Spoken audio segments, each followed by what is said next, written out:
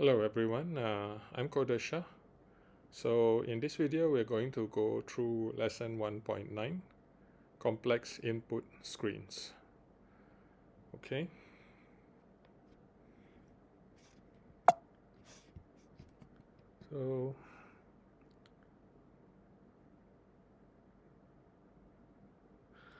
So here it says to start with, create an Xcode project using iOS app template and name it Hotel Codable. So I got Xcode here, create new project, iOS app, next, then project name is Hotel Codable. Make sure that is storyboard and then click next. I'm going to put this on the desktop so that I can access it easily. Okay, so it's done.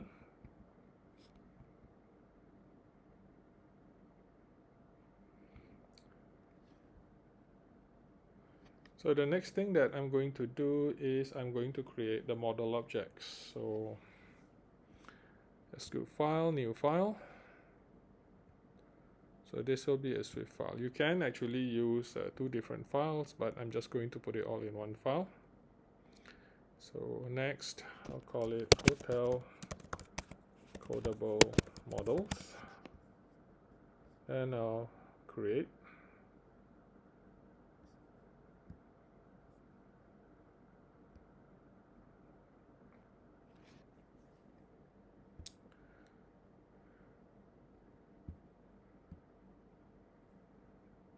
So there's going to be two structures, registration and room type.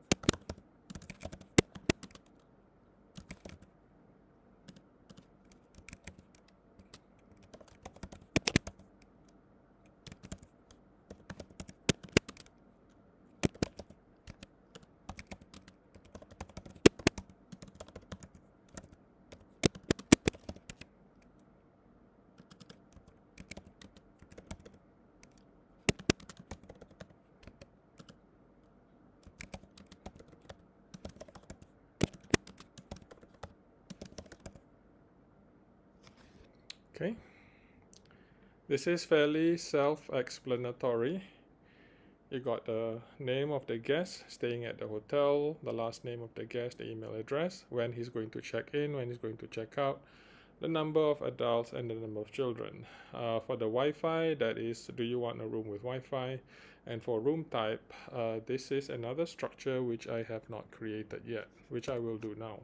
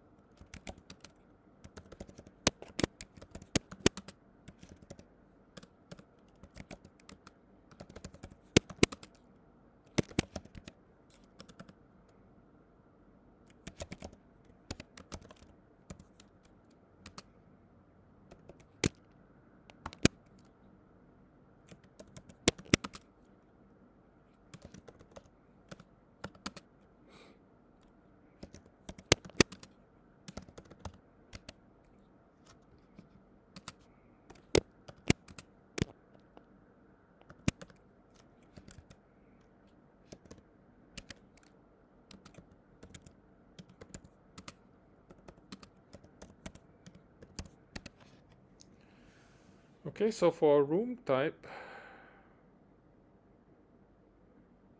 oh, sorry, missed that.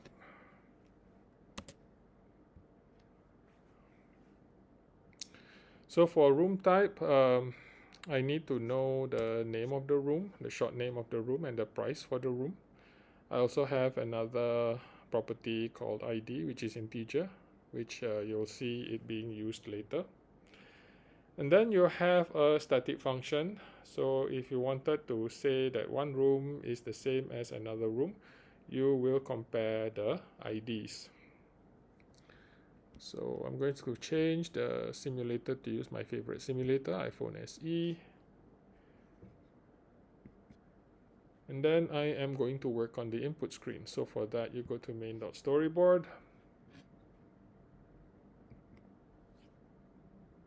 I'm going to use a table view controller. So in the app storyboard, add the navigation controller with the table view controller as the root view controller. Okay. So I don't need you anymore. Goodbye. Don't need you anymore. Goodbye. So let's look for a navigation controller.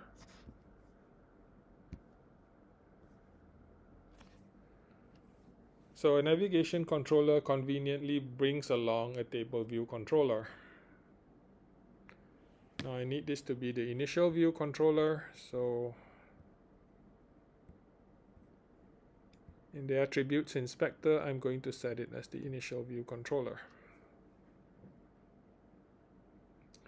Now the navigation item title should be set to new guest registration.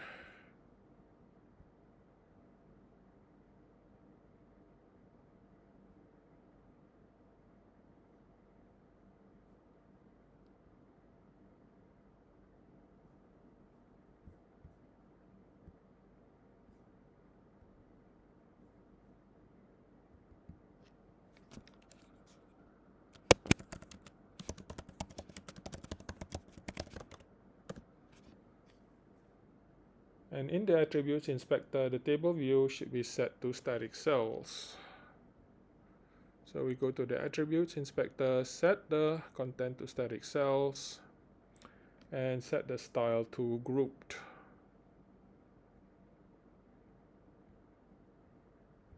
Okay.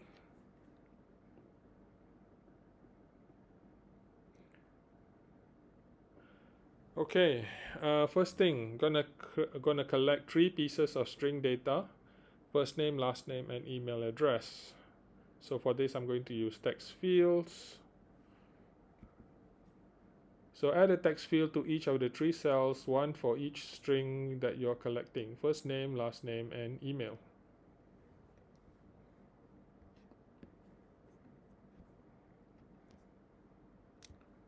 So we go to the library, search for text field.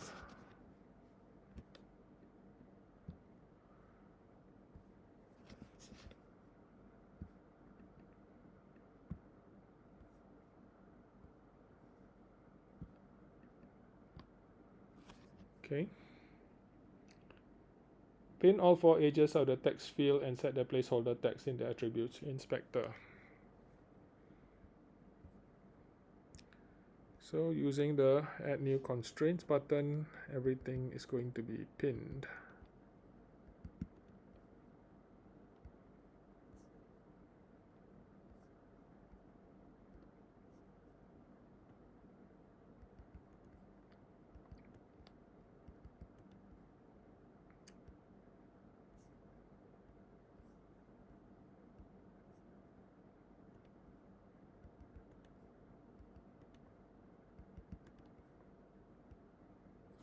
Okay. Then set the placeholder text in the attributes inspector. So this would be email.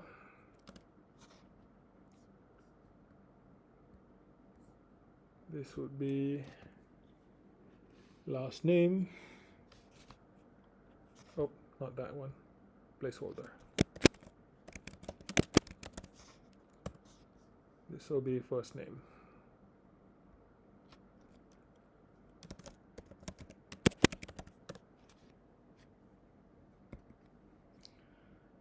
Okay, I'll need a class file to add my code to, because I've already deleted the view controller file. So new Cocoa Touch class.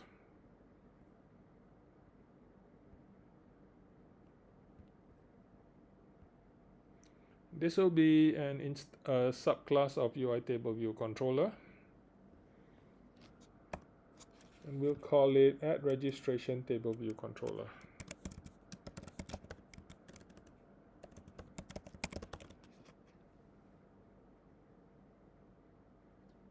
Okay, add it to the project. Since this is a static table view, I can probably remove all of this and just leave view did load.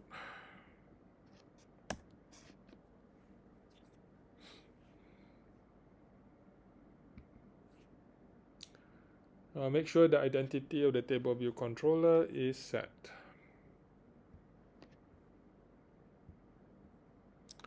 So in the identity inspector, I will change this to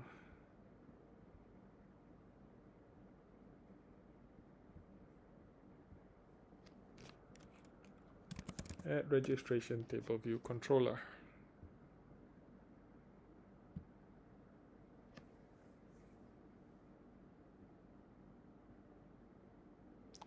Okay, we need to add outlets. So my preferred way of adding outlets is to add them manually and then linking them in the connections inspector.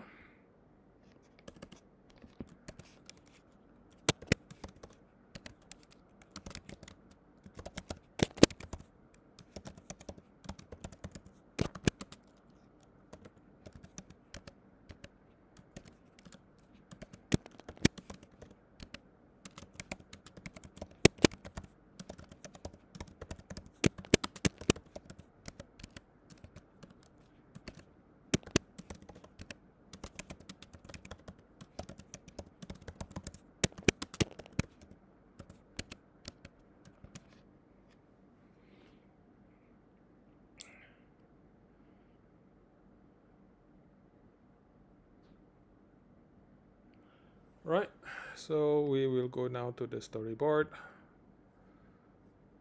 So in the connections inspector, I should have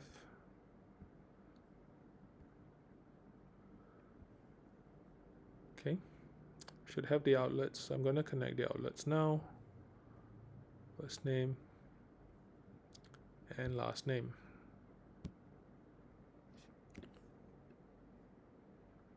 So next I'm going to need a bar button item. I'll put that here. Then I'm going to set it to done.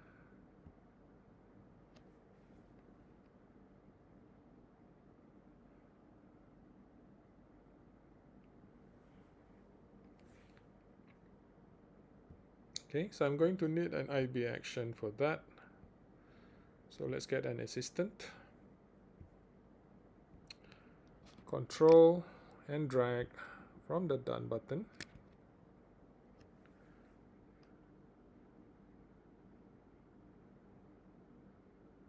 So that should be done bar button tapped. And this should be a UI bar button item. Okay, so that's the action.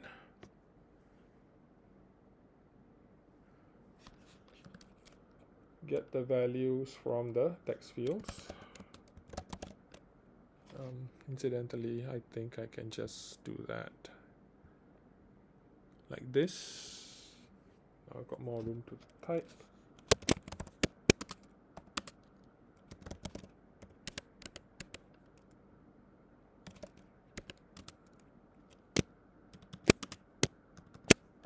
So that's either going to get anything that you put in the first name text field is going to get an empty string.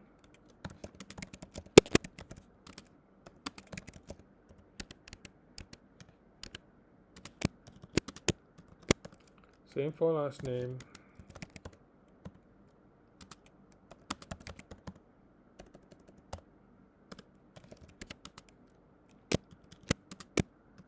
and same for email. Now we're just going to put in some print statements to show you that the button has been tapped, and these are the values that we get back.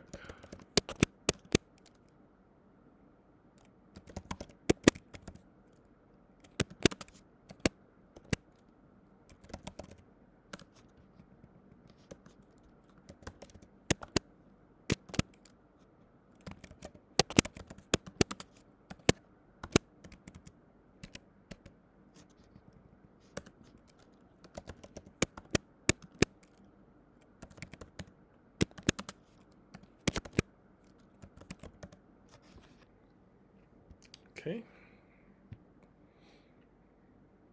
so all the outlets have been hooked up, the actions have been hooked up. Let's see if this works.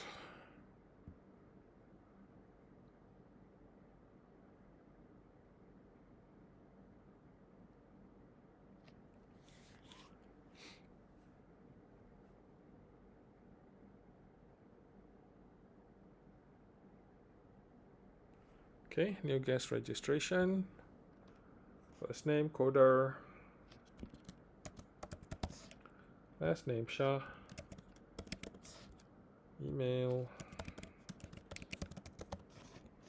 and you click done. Yep, everything's working great. Next, you're going to collect dates. Okay, so we need a couple of date pickers.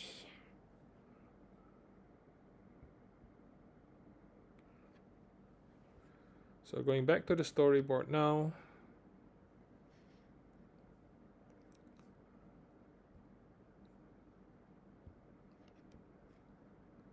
So my table view currently has one section. I'll add another section. And in the second section, I am going to have 4 rows. Now, what happens is that they're already going to be populated with the text fields. So I'm just going to remove all the text fields.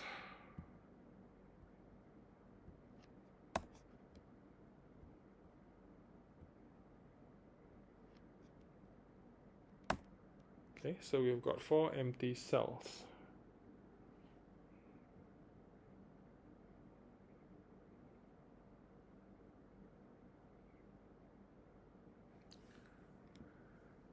So this cell should show the label and the date. This will show the date picker. This should show the checkout and the date, and this should show the date picker.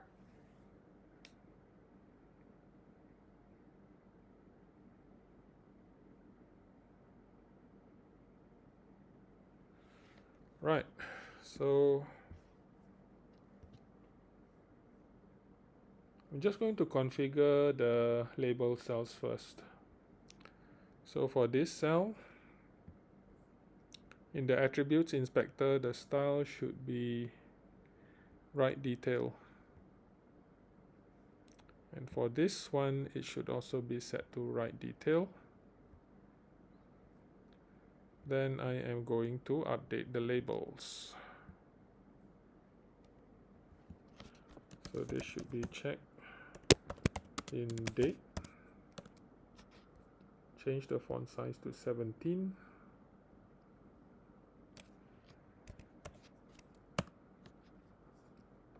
For this, you don't really have to worry what it says because you're going to change it later. And I can just change it to date. So this would be the checkout date.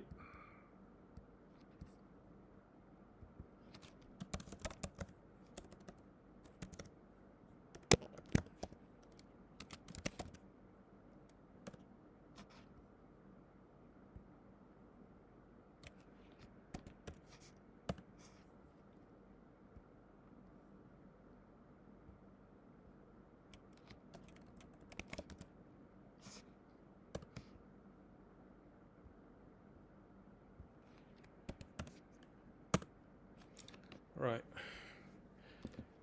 So in this section, the second and the fourth cells will be the date pickers.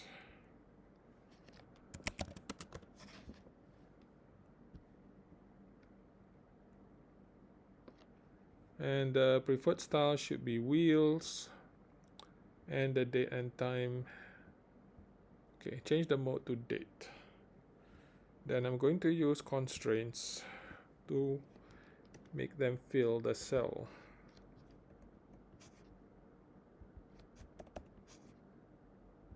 So you click the add new constraints button, you add constraints, add 4 constraints, and there is the first date picker.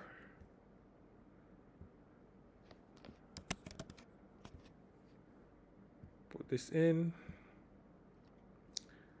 change the preferred style to wheels, change date and time to date, and with the date picker still selected, add all 4 constraints.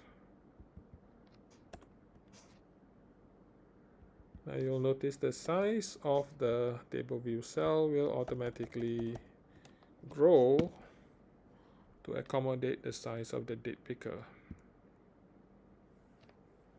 Right, that's done. Now I'm going to need outlets.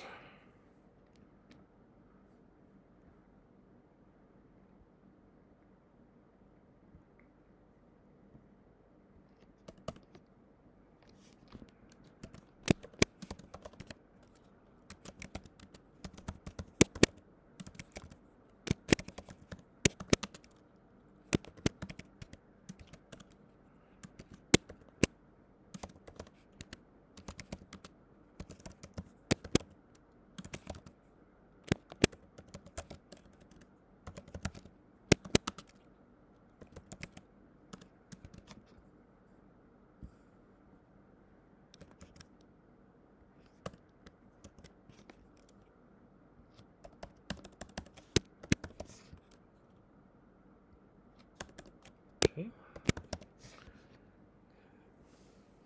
So 2 outlets for the labels and 2 outlets for the pickers.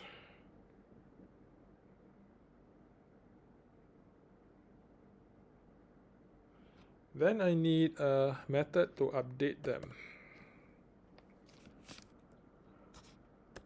So I will put that here.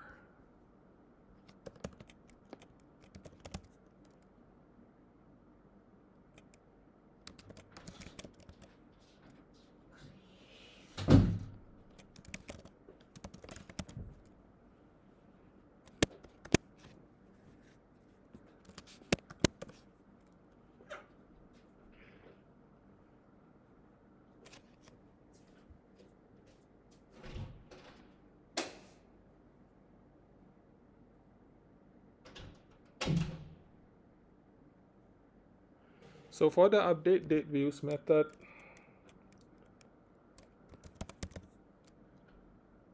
check in date label.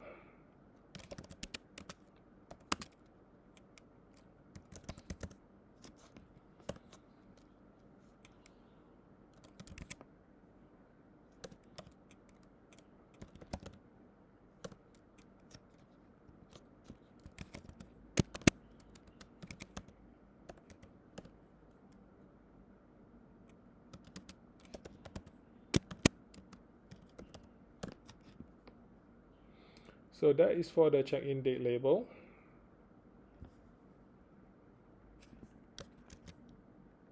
I'm just going to copy and paste this and just change it to check out.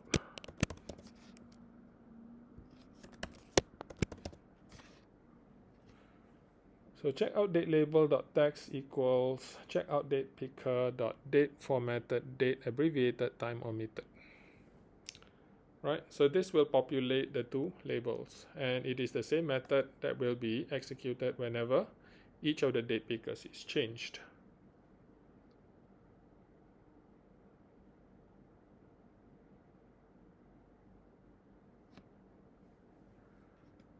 Now obviously you can't book a room at the hotel before the date, the current date. So I am going to define midnight today.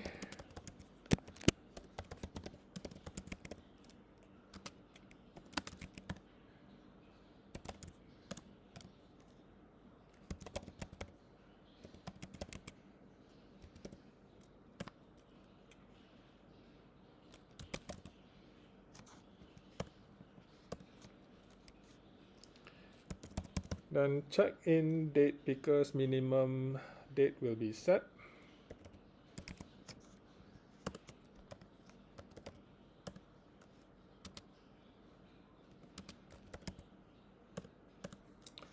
And the current value for the check-in date picker is the same as the minimum date.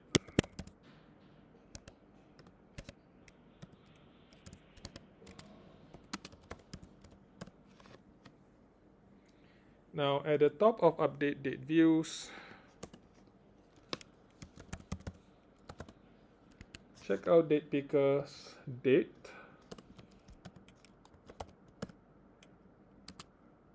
Okay, the date is going to display. The minimum date that you can set it would be calendar current date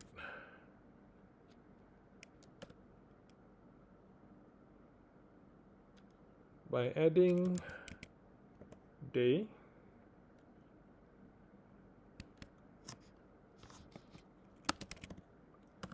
value 1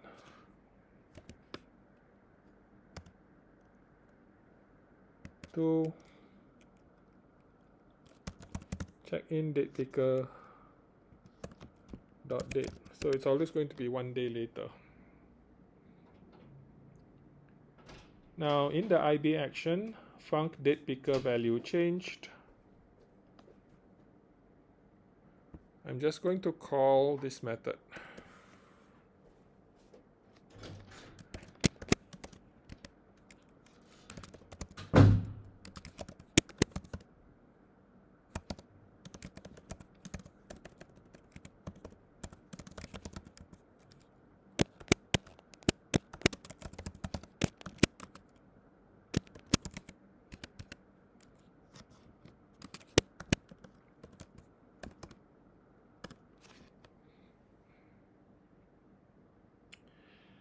And when the app is first started, I'm also going to call this method. So in view did load, okay, we'll also update the date views.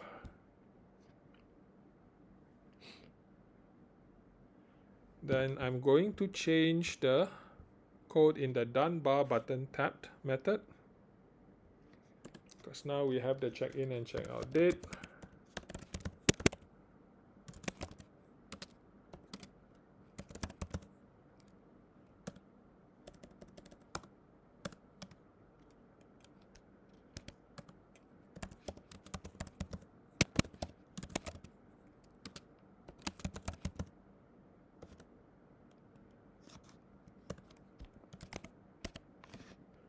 And gonna print that out as well.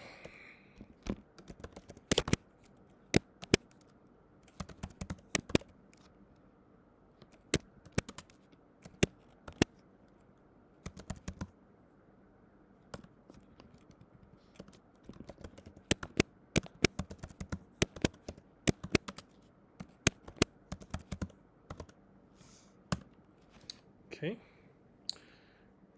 Now I still haven't linked the outlets and the actions, so I'll do that next.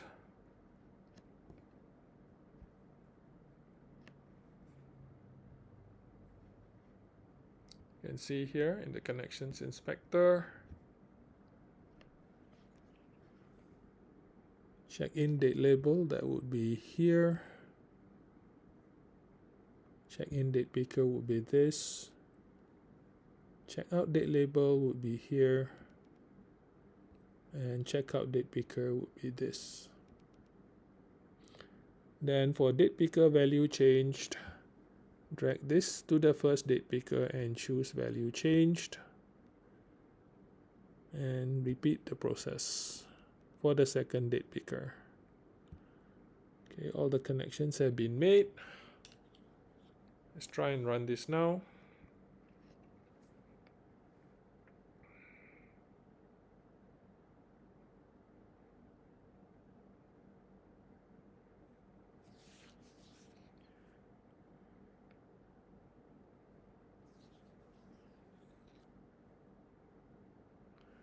Okay, so you can see it accurately put here 12 June and accurately put here 13th of June. So if I click on done,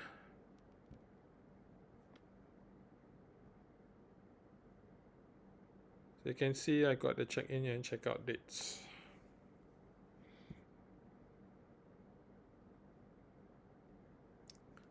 And if I were to change the dates, let's say for instance I change this to July, I click on done, you can see this is also changed to July.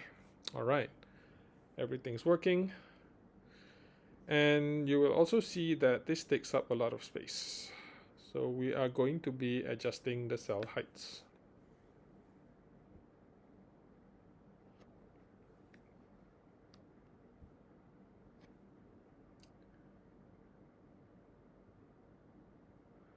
So I'm going to add a few variables.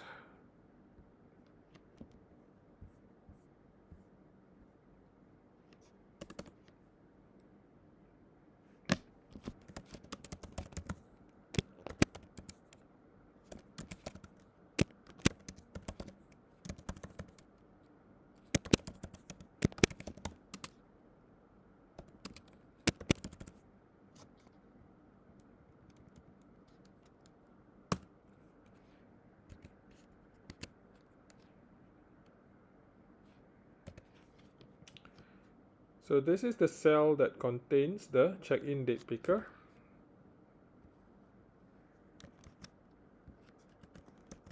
And this is the cell that contains the check-out date picker.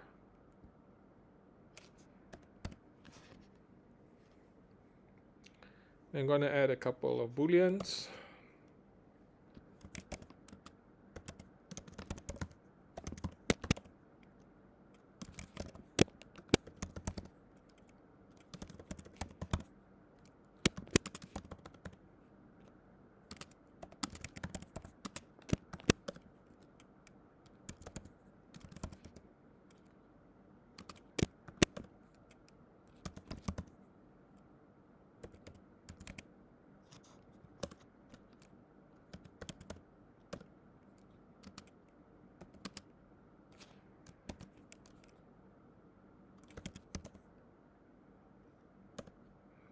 So this is a handy way for me to set the isHidden property.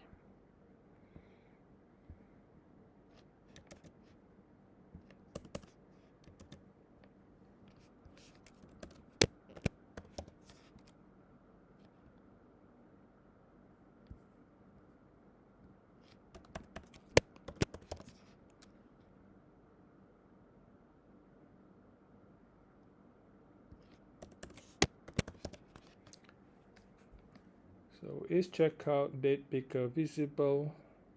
Initial value is false.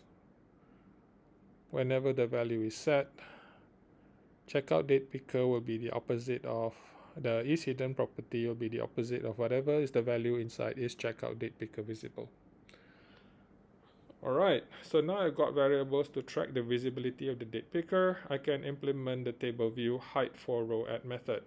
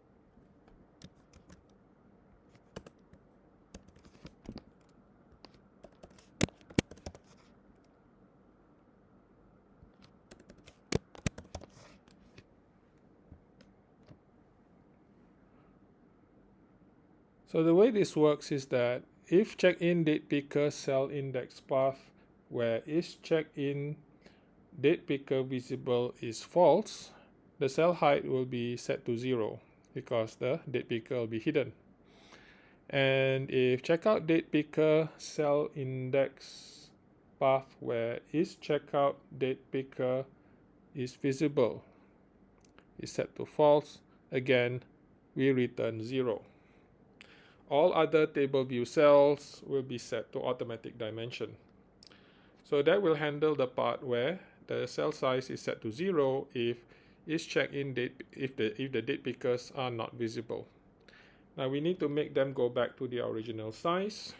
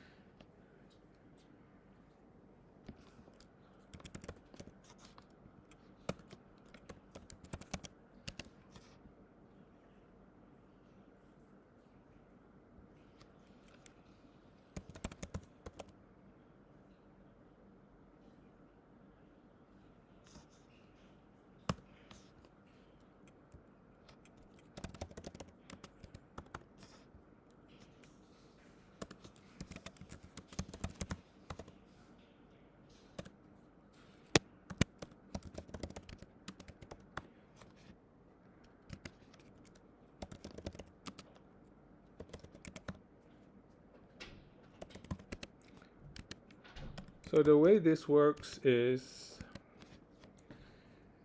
the estimated size for both date pickers is 190 points. You don't really have to worry about what the actual size is going to be because it will automatically be set by the constraints.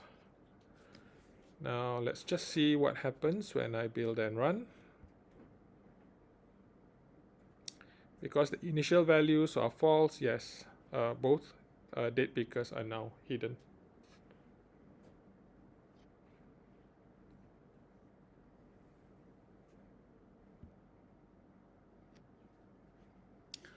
Okay, so the next thing that we are going to do is show or hide the date pickers.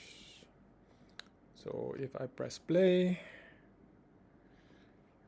okay, so now they are hidden and I can click a row, but I can't make them appear.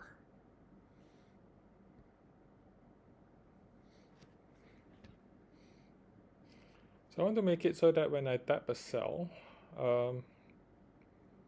when I tap the check-in date cell, it's going to display the date picker. When I tap the check-in out checkout date cell, it's going to display the date picker for that. If a date picker is open, tapping the corresponding date picker would make the first date picker close. So the first step, it may be helpful to create properties for check-in date label cell index path and checkout date label cell index path. So I have that over here. So let's just put this here. Check-in date label cell index path. Index path. Row 0 section 1.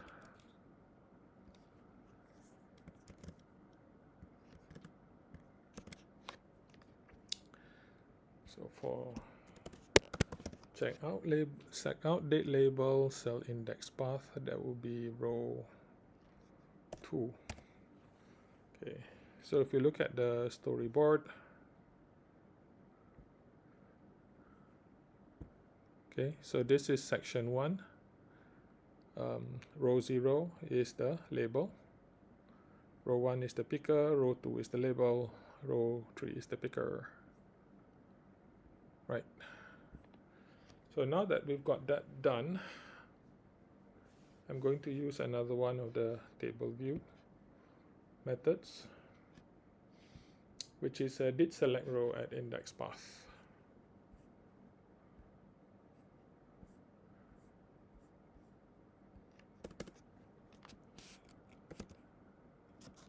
Just let me type all this in first. Thank God for autocomplete. Did select row at index path.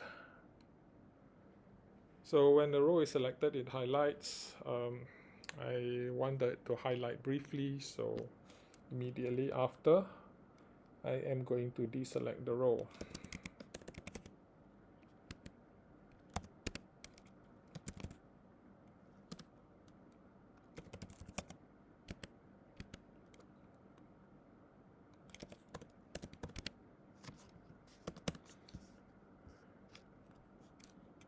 Now we check the index path.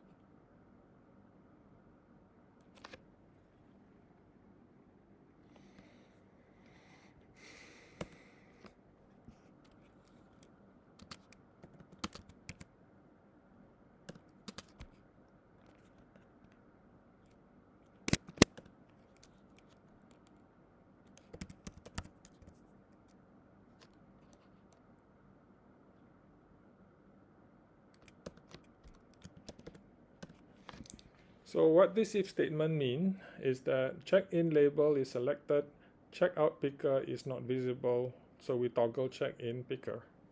So initially value was false, now the value is going to be true, so it's going to appear.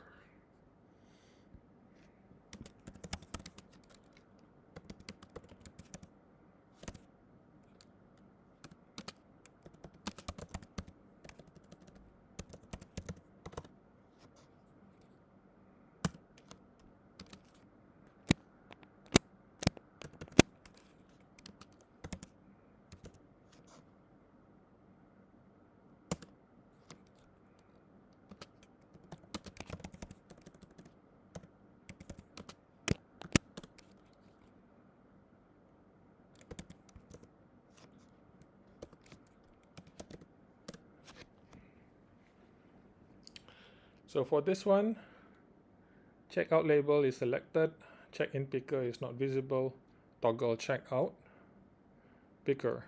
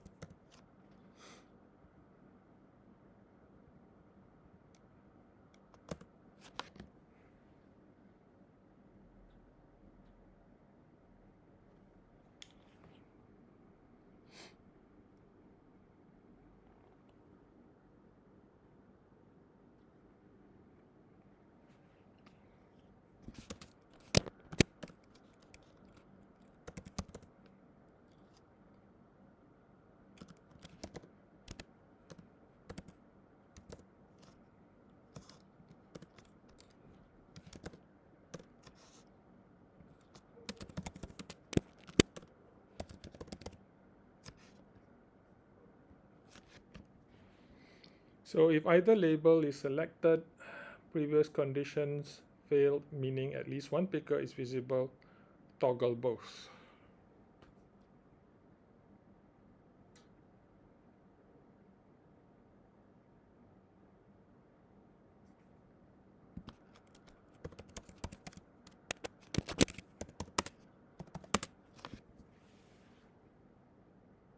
Yep. Let's do this to make it more clear.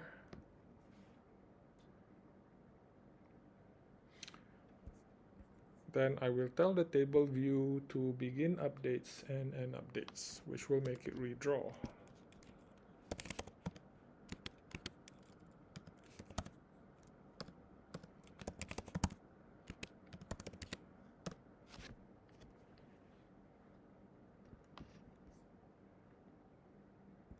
Let's see if this works the way I want it to.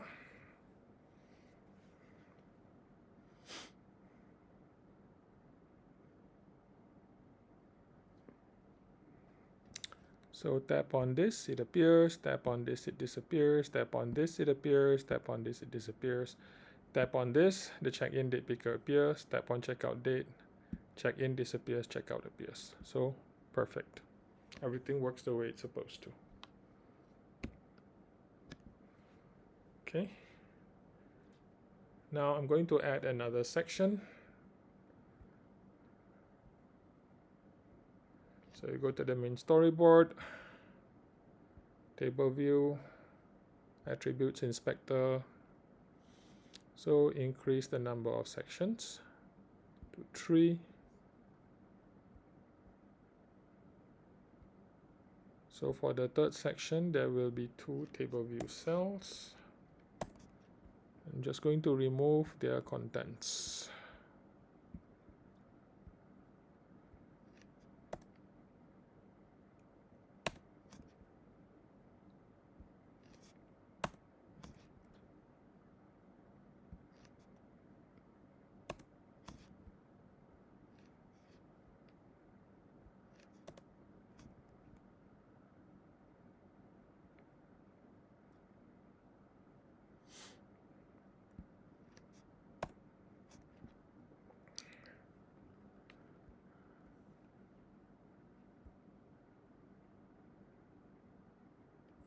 Okay.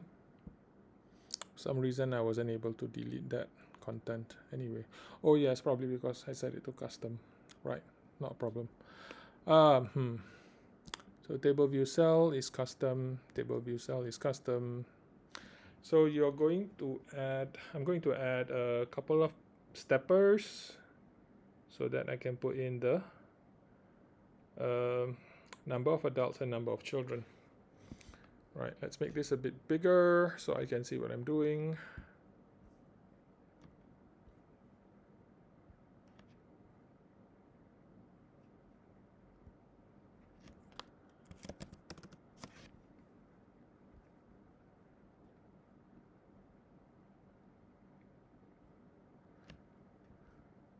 So I got a stepper, I got a label,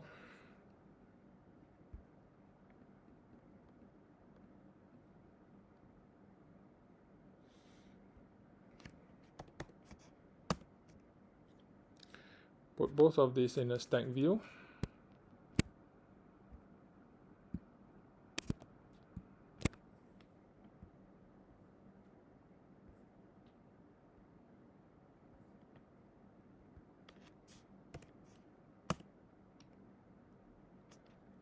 Then I'm going to put in another label. This would be for adults.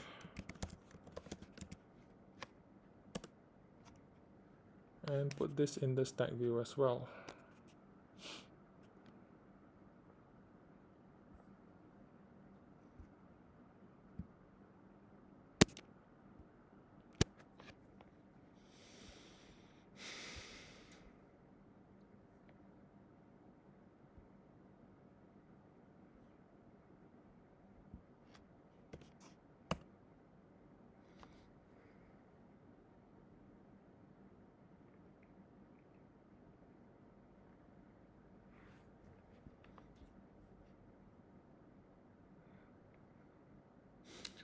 Okay, let's add constraints.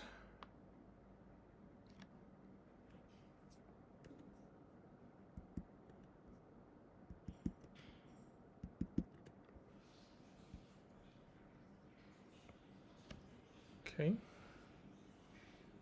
maybe just add a couple of spaces here so that it's not flush against the sides of the screen. Then we repeat the process for the second table view cell.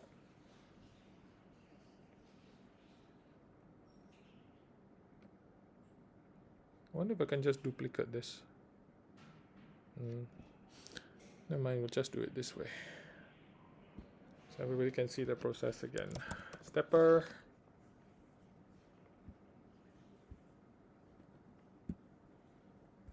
Label.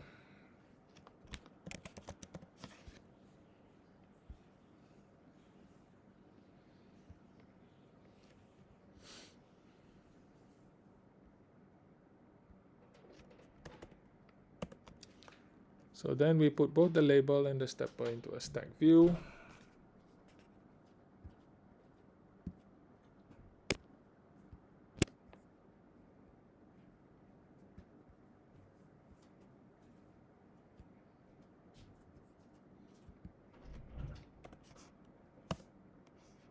Then we have another label.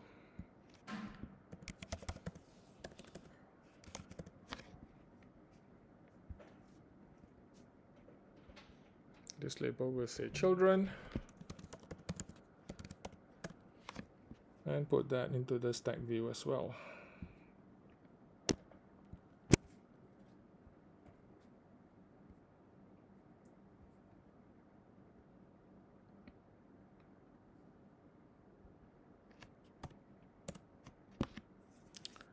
Now add the constraints.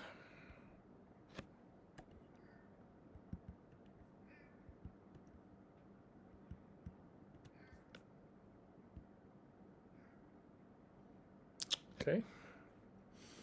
One of the things I might want to do is I'm going to change the font sizes, because I remember changing the font sizes to 17. Oh, it is already 17, is it? Yes, it is. Okay. So I'm fine. And sometimes this happens.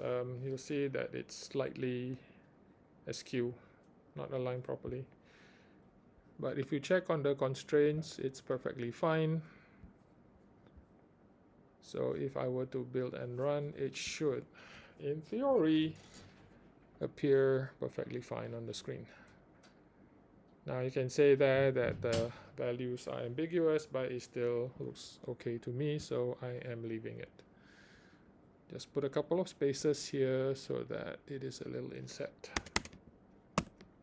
Great. Now you'll need outlets.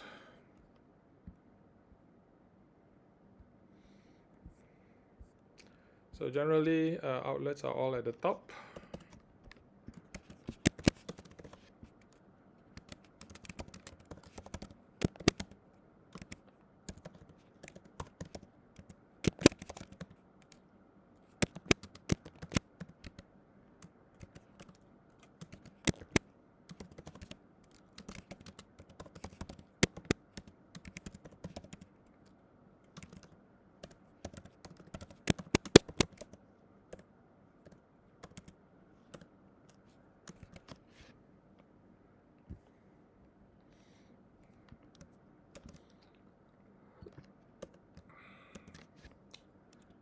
Now we'll just copy and paste and replace adults with children.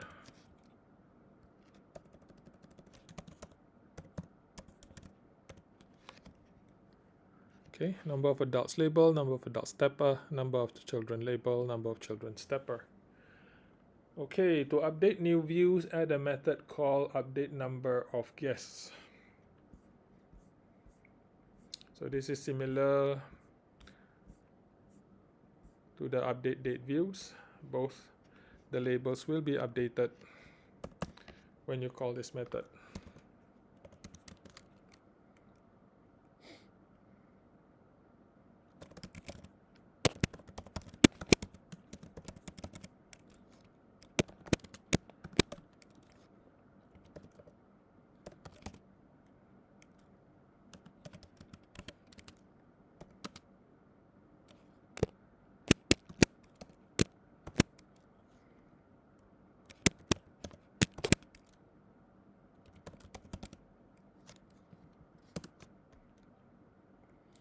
So this will pull the value from number of adult stepper.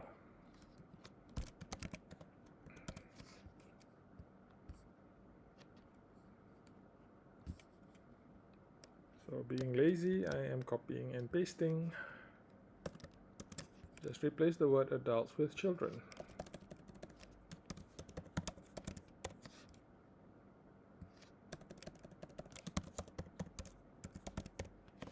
Okay, that's done.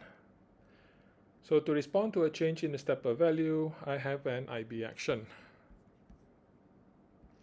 You can see it's very similar to what I did for the date pickers.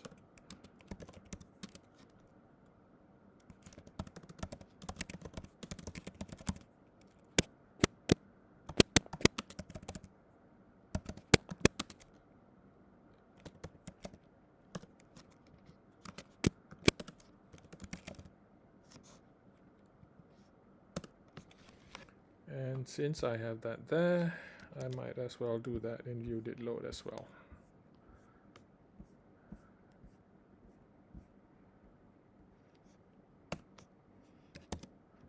Right. Let's link everything up in the storyboard.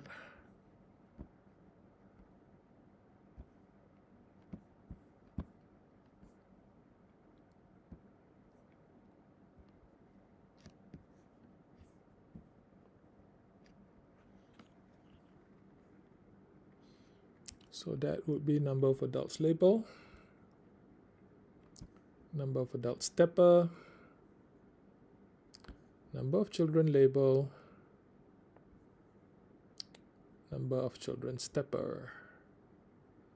And for the stepper value change method, just drag that to both steppers and choose value changed.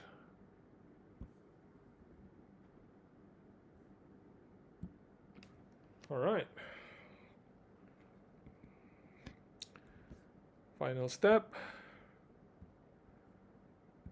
modify the done bar button tapped method.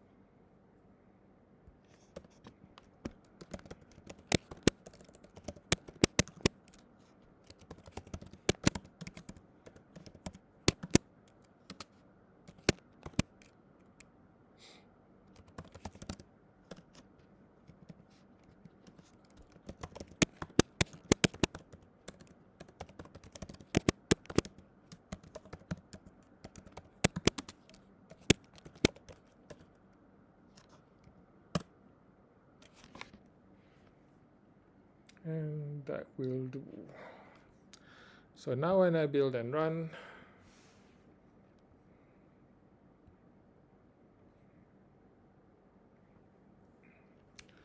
so if I click on done, it should say 0, 0.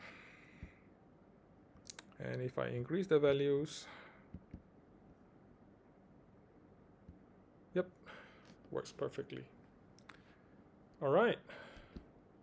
Moving on to collect binary input.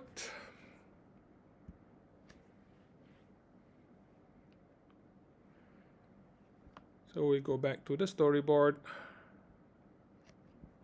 and add yet another section.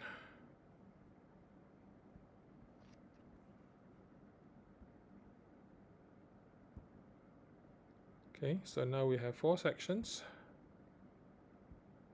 I go to the 4th section and I remove one of the table view cells.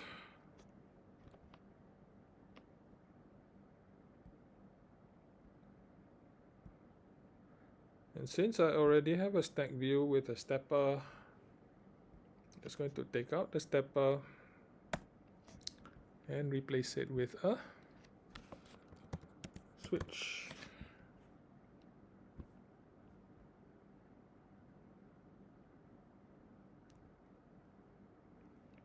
All right. So for this label, it should say RM10 per day.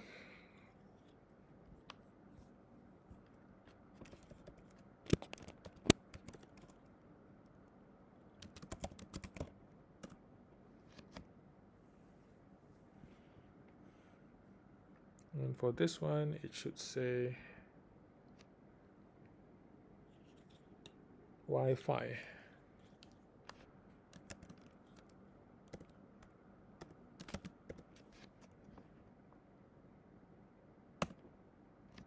$17, yeah, that's fine. Okay, let's see what that looks like.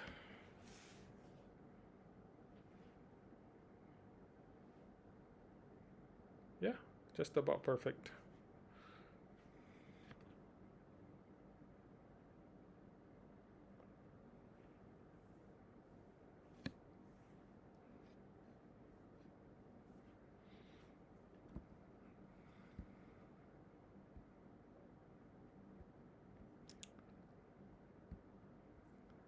Let's go ahead and create an outlet.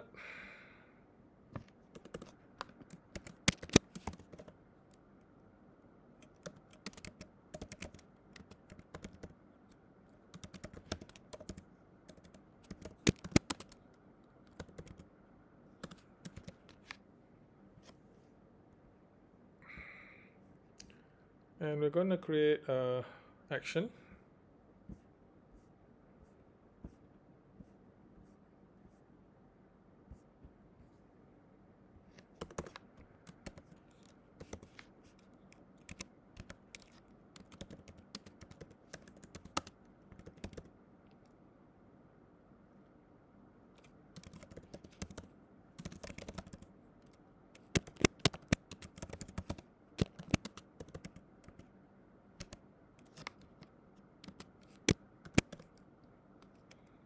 So this will be implemented later.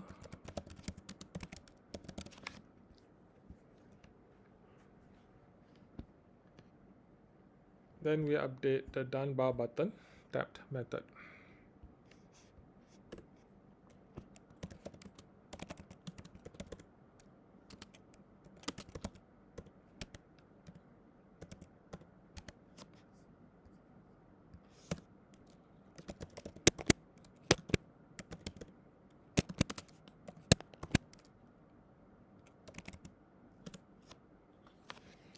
Okay, let's link that up.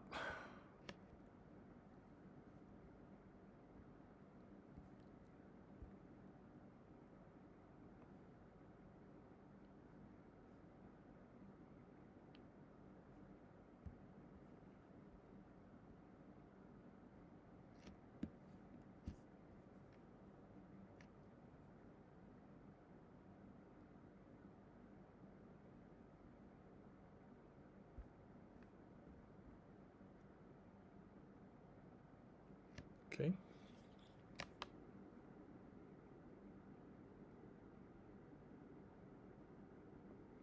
So just the switch needs to be linked up.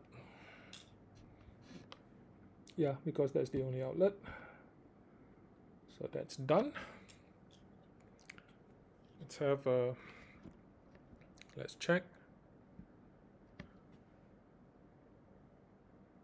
Okay, I didn't get a crash. If I click done, yeah, true, because the switch is set to on. Okay, so far so good.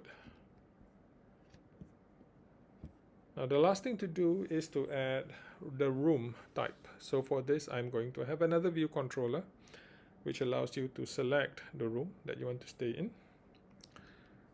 Before I do that, I'll just check to see whether my room struct is there.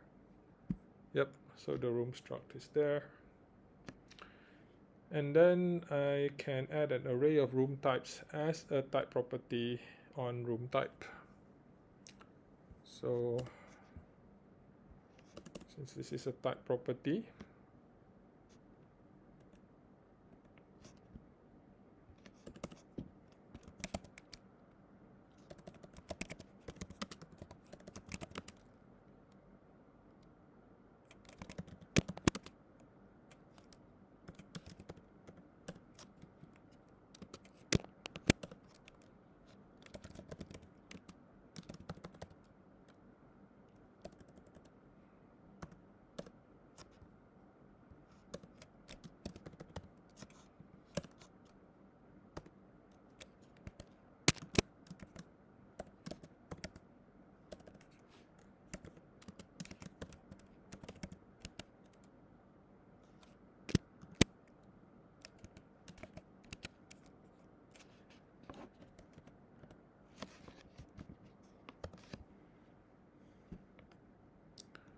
So it's going to be 3 room types.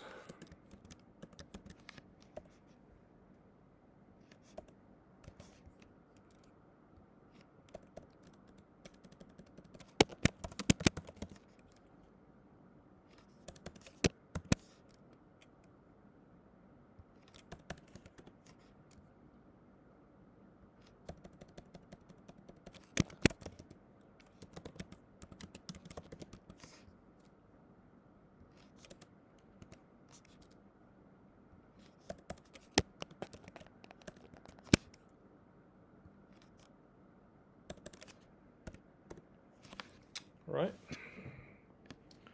In the storyboard, add a new table view controller.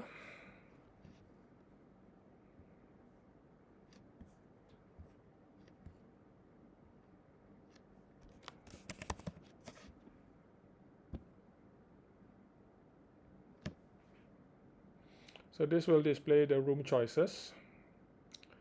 And I need a new Cocoa Touch class file for this new controller.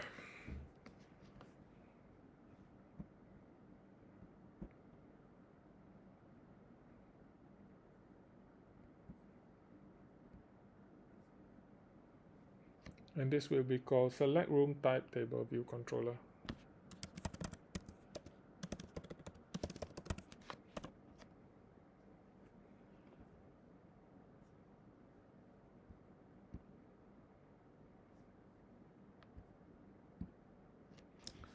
Make sure that this scene has the identity set.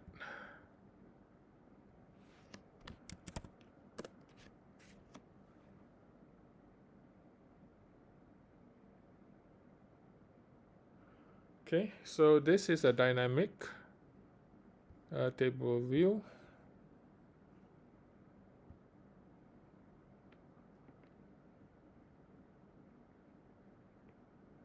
And it will have one table view cell. Style is set to right detail.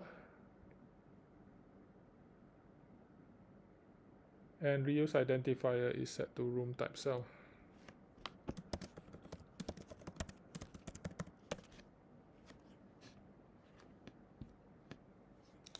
Now in Select Room Type Table View Controller,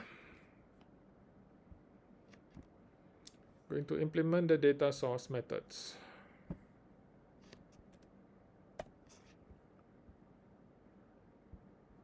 So for sections, there's only one section.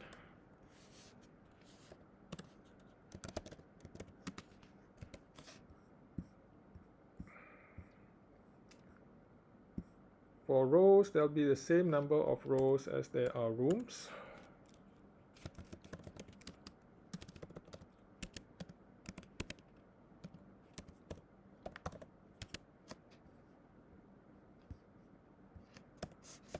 And we will put the details of each room in every row.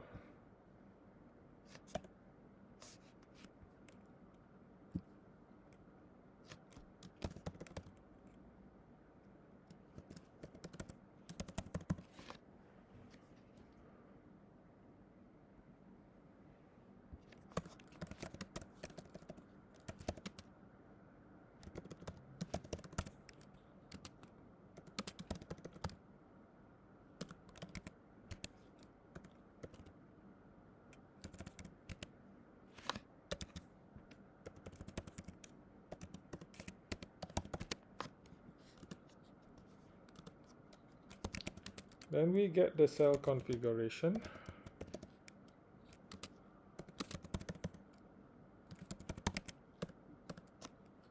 Room type is already set to the room type element according to the index path row.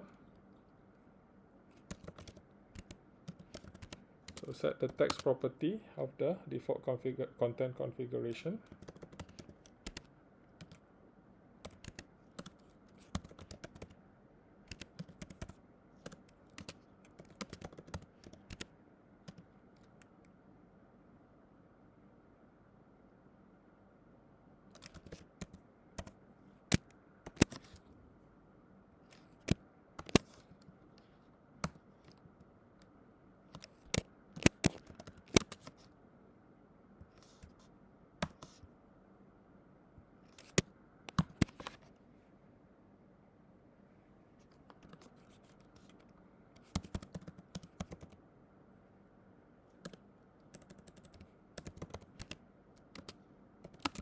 Okay, so now the content configuration has been set. We can return it to the cell, and finally we return the cell.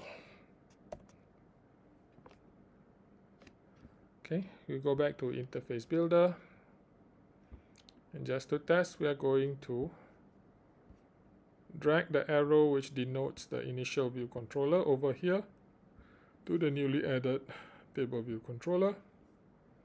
And if everything works the way it should, I should see the details of each of the 3 rooms. Perfect. Okay, so how do you implement selection? So to implement selection, you're going to use table view did select row at index path, which is what we used earlier. So we go back to select room, table view controller. Going to have a property to store the room that was selected.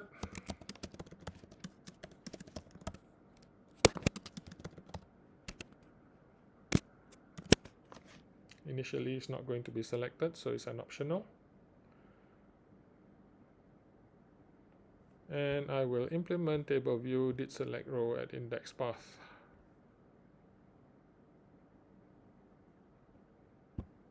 Not this one. Not this one.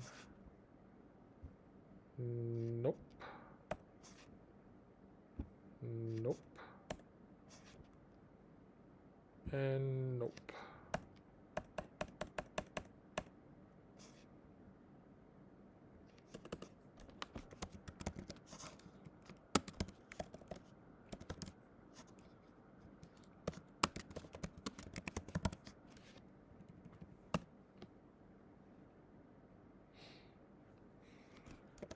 So just like before, immediately after being selected, we deselect it.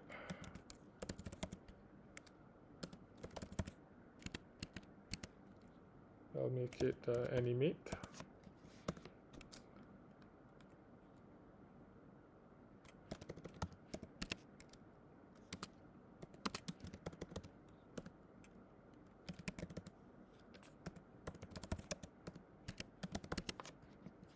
So that will set the room type that was selected.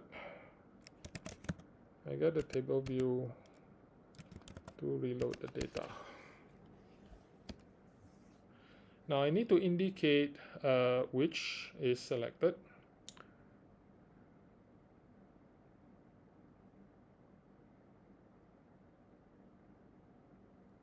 So I'm going to use the checkmark accessory type in table view cell for row at index path. So just before you return the cell,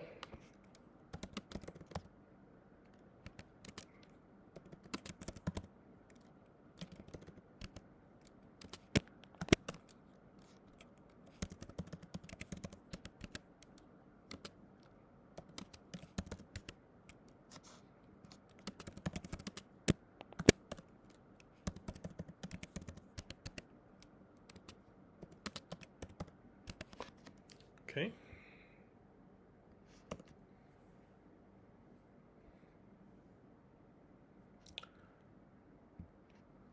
I'm going to build and run the app now, and if it works the way it's supposed to, whenever I tap on the cell, it's going to display the check mark,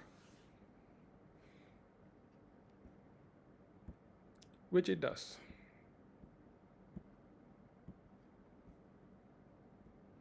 Right, now how do I get that back? Okay, how do I get that back to the add registration table view controller? So I'm going to add a protocol to the select room type table view controller class called select room type table view controller delegate.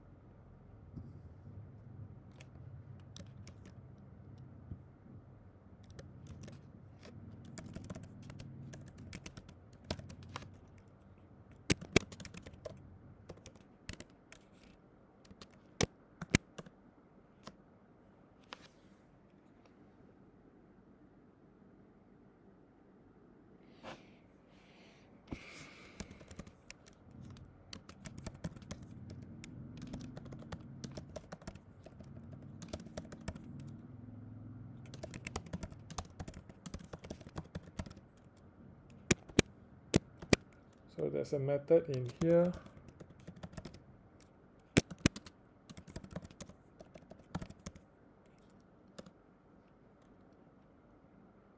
So I'll pass in a controller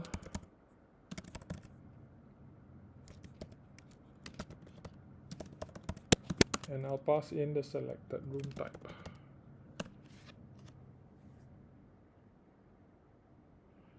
Now in the select room type table view controller class,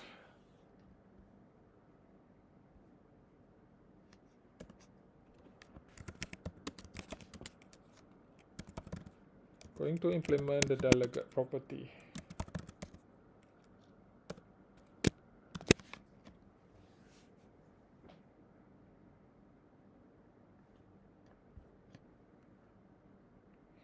Now when user selects a room type, you can call your new delegate method. So did select row, add a call to select room type table view controller did select.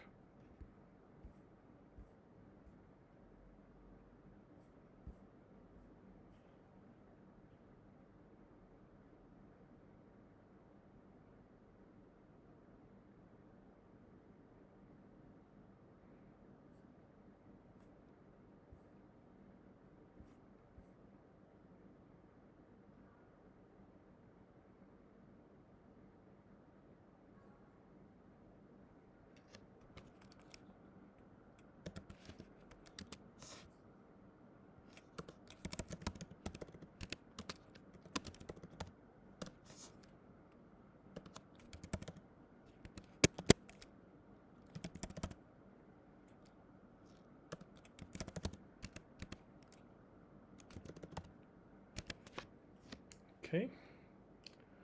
Next, you'll add select room type table view controller to the app's navigation hierarchy, displaying the view controller when the user taps the associated cell. So in the add registration table view controller scene, add a new section with one cell and set the cell style to write detail.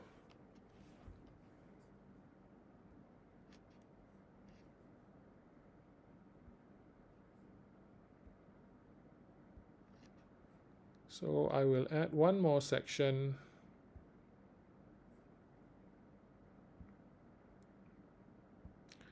Take out whatever is in there.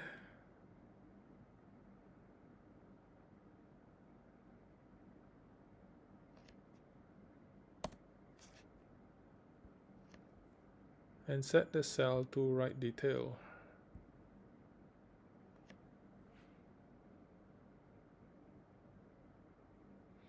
Title label will display a description of the requested information.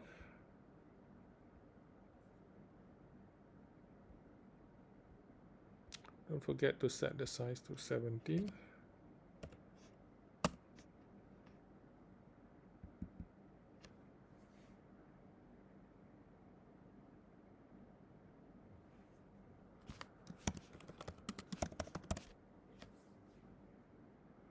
And the detail label to display the guest choice.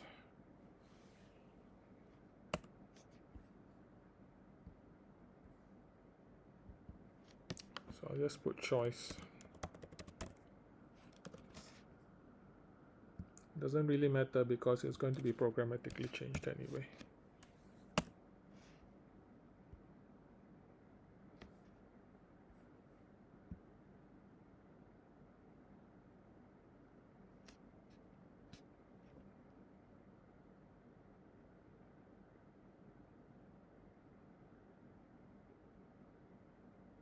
And set the accessory to disclosure indicator.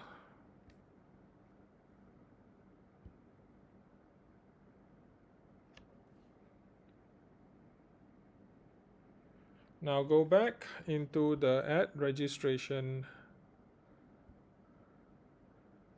table view controller. I need an outlet for the detail label.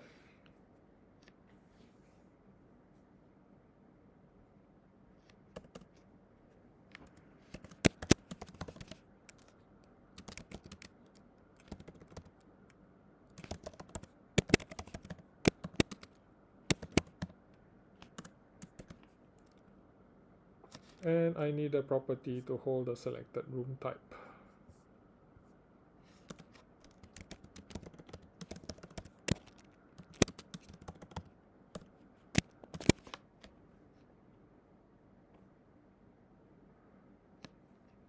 Add a function to update the room type labels.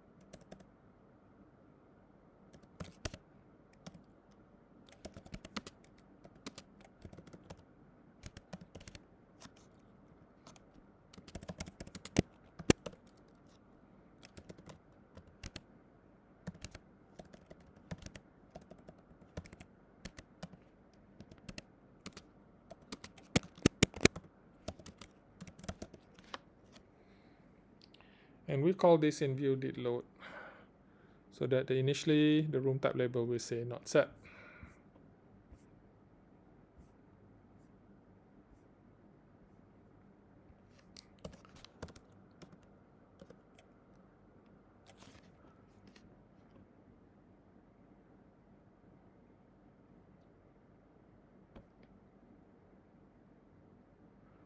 Just going to go to the storyboard and just check the labels.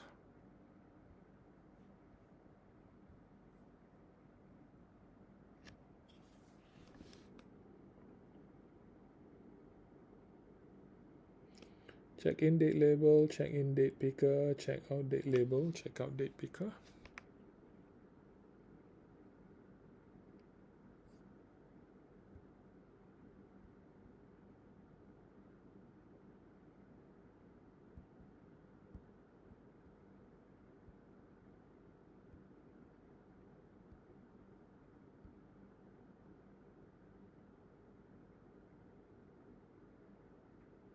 Oopsie.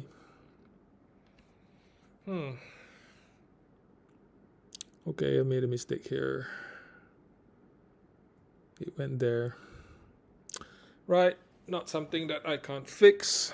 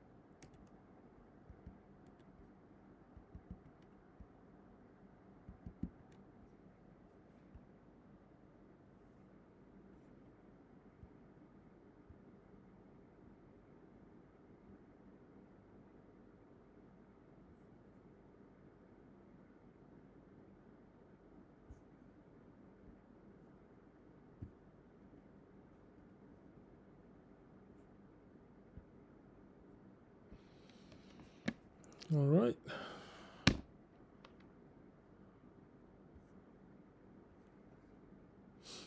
So I'll need to link the action and the outlet.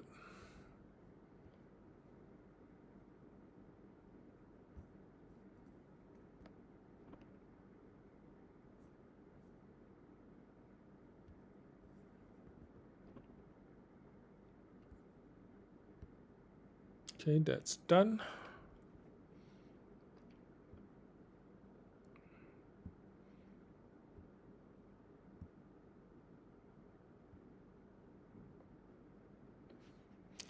So this was the one that I should have removed. And this table view cell is the one that I should have set to write detail.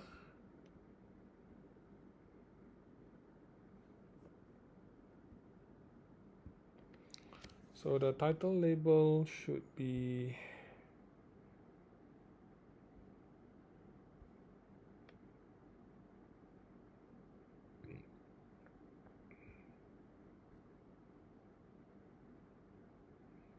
room type.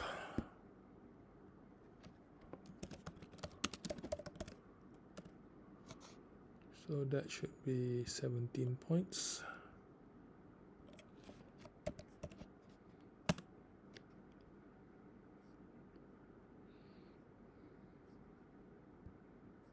And this one will just be choice.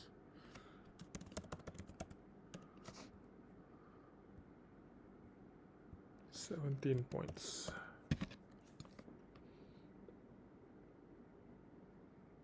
Right. So that's done. And I have to set the accessory to the disclosure indicator.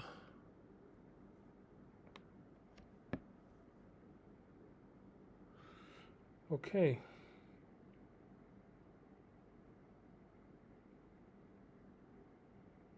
So IB outlet var room type label UI label have done that. Room type I've already done that.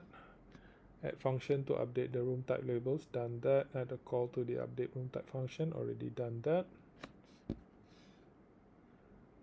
Okay. Now I'm just going to link up the outlet.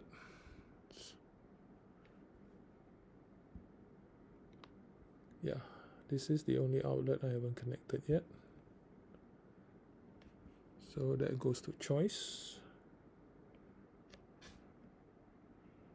Next, you'll conform to the custom protocol of the select room type table view controller and implement the required method. So we go back to add registration view controller.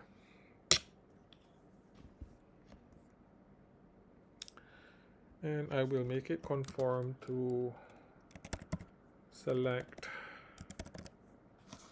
room type table view controller delegate.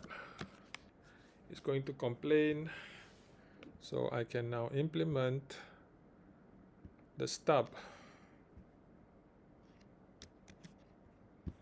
So I'll throw this with all the other functions.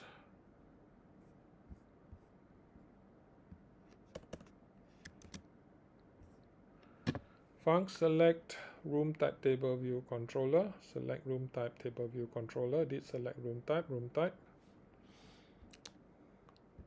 So I can now assign the room type to the room type that is in the select room type table view controller. After that, I can update the room type. Now you'll need to add a show segue from the room type cell to the select room type table view controller. So we go over to the storyboard.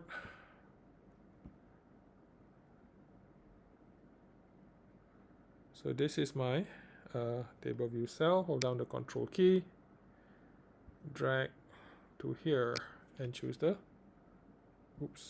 control, drag to here, choose the show segue. So that's my show segue. And then I'm going to create an IB segue action. Oh, don't forget to make this the initial view controller again.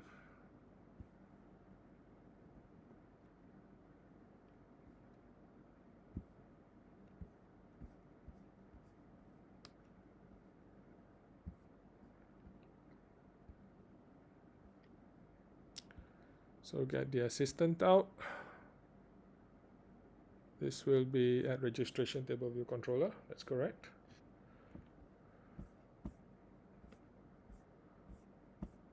So I'll put in an IB segue action.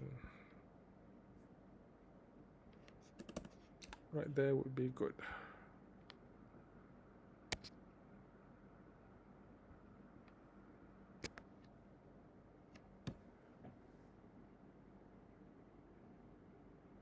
And this is called select room type with no arguments.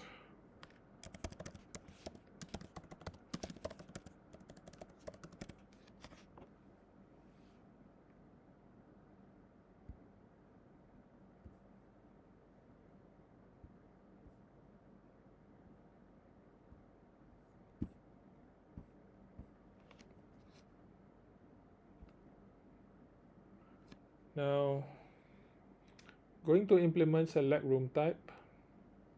To set the delegate property and the room type property of the select room type table view controller if a selection has already been made. So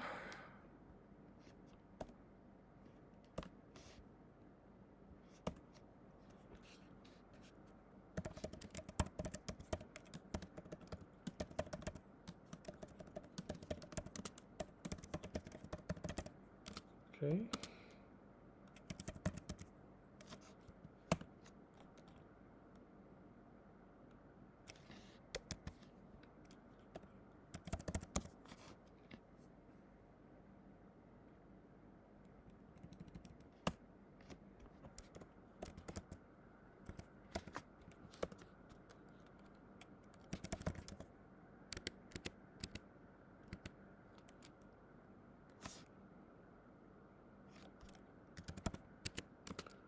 So that will set the delegate property.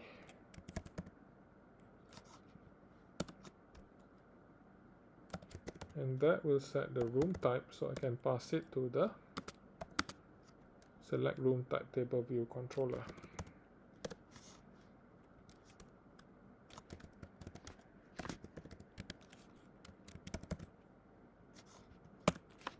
Alright. So you've now set up your custom protocol. The user, when you run your app, the user taps a cell to make a selection, triggering did select row. The table view did select row add method calls the delegate method select room type table view controller did select using two things. The receiver stored in the delegate property, your add registration table view controller instance, and the index path to the selected room type, which we use as the parameter of the select room type table view controller did select method. In the add registration table view controller, the select room type table view controller did select method provides access to the room type parameter and updates the add registration table view controller property that's holding the selected room type.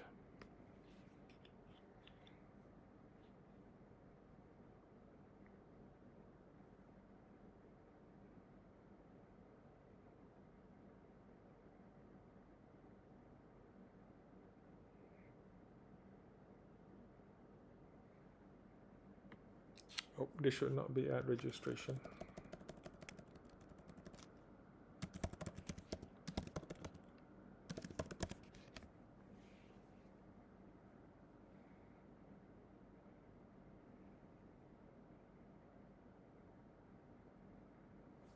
Let's check out the protocol.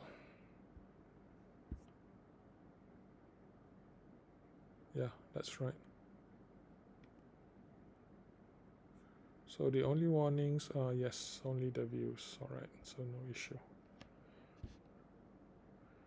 And let's just update the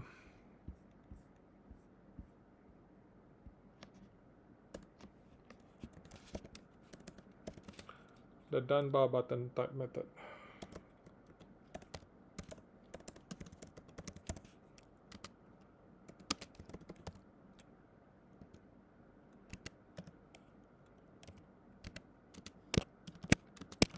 So it's either going to be not set or it's going to be the room type name.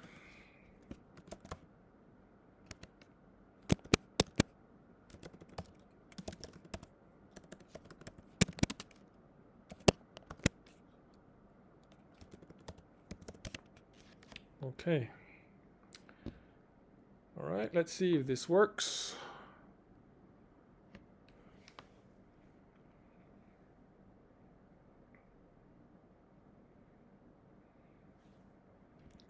Okay.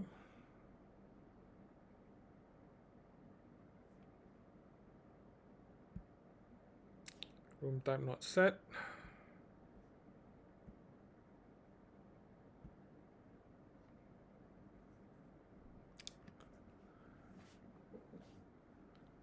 Okay, it's not passing back successfully. Time to check what's going on.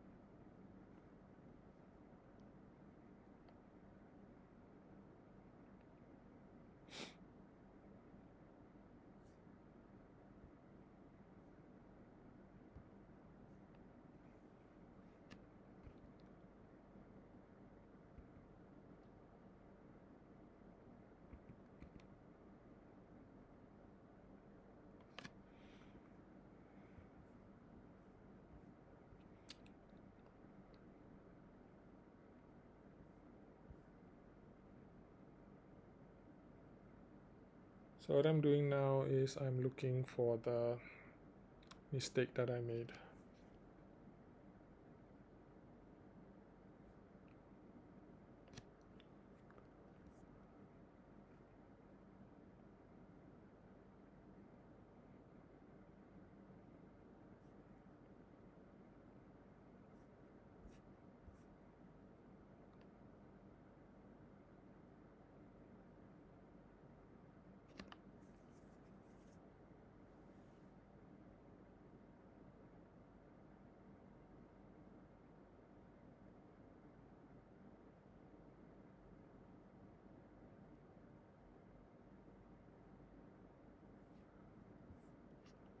Okay, that is okay.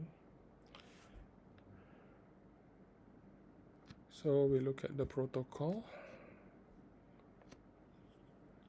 Protocol, select room type table view controller delegate. Should be any object. Func, select room type table view controller delegate. Controller, select room type table view controller. Did select room type of type room type. And then class, select room type table view controller, UI table view controller. Weak var delegate, select room type table view controller delegate. Okay, so far so good. Now when the user selects a room type, you can call your new delegate method in did select row.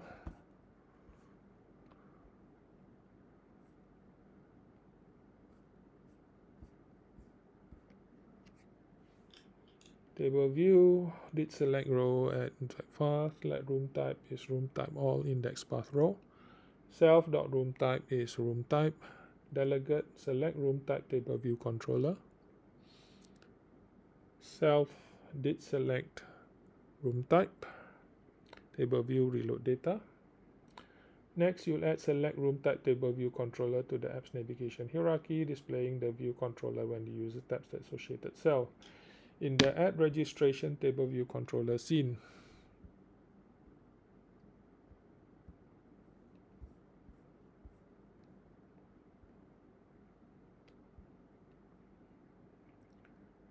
So I added the new section with one cell. I've already done that.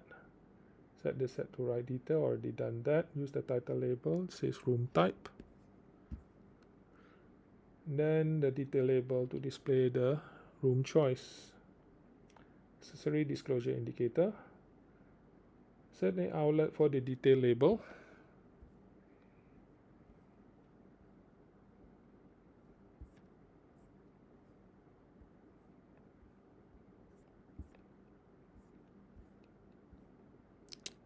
Okay, I already got the outlet for the detail label and a property to hold the selected room type. Got it.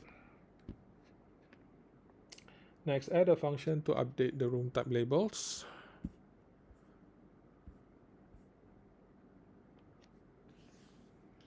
Lab room type equals room type label dot text room type dot name else room type label dot text not set. Okay, got that. Add a call to the update room type function in udit load.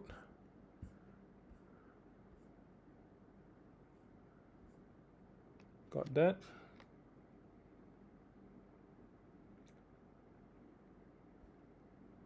Next, you conform to the custom protocol of select room type table view controller, implement the required method, select room type table view controller, did select. In the implementation, set the room type property of the add registration view controller and update the room type labels.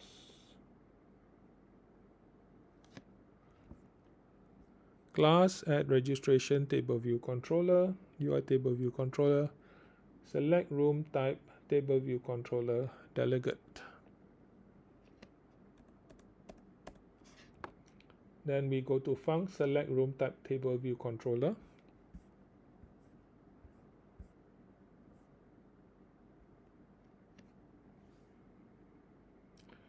Select room type table view controller, did select room type, self room type, update room type. That's right.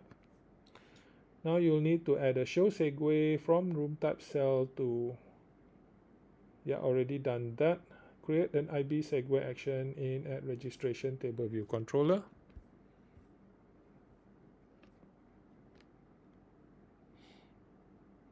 Call select room type with no arguments.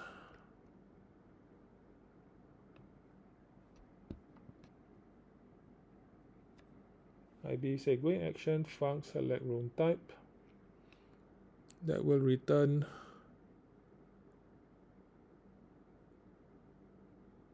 select room type table view controller. Let select room type controller is select room type table view controller.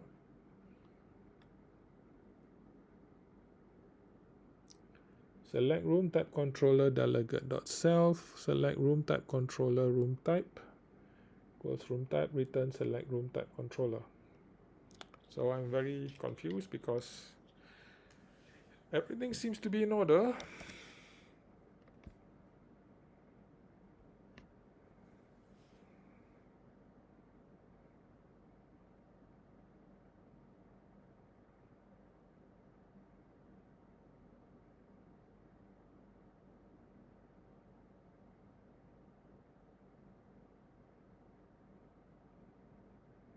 And it says unable to find method select room type.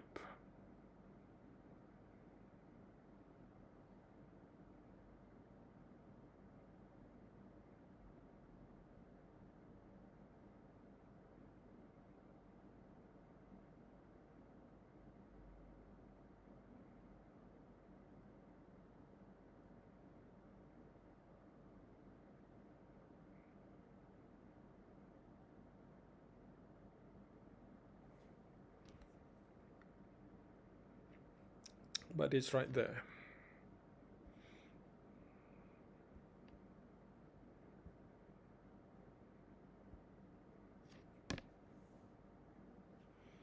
Okay.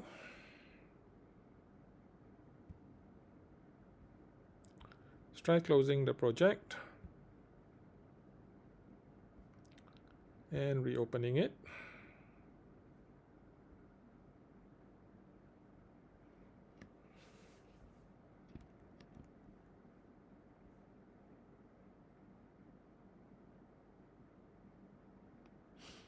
Go back to the main.storyboard.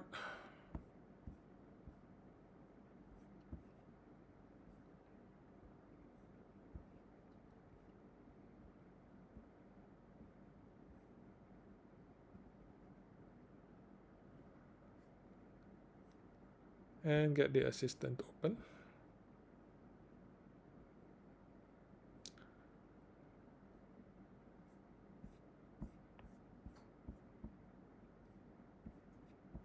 Let's try and do the IB segue action again.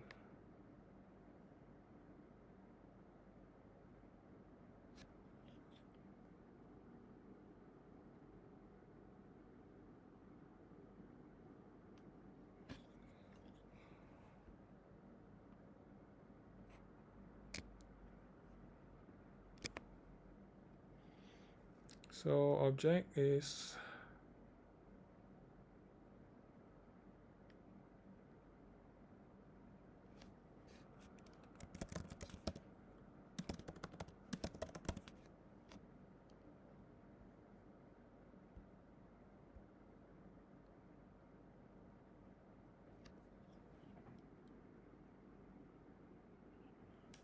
and no arguments.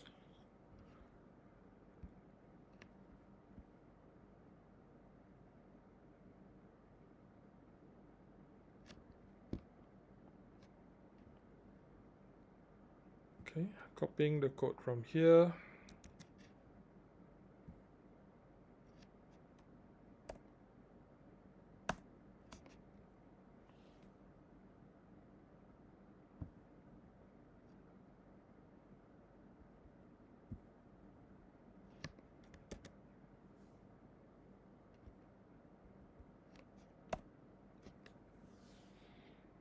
So let's select that view, select let room compatible controller, select room type table view controller.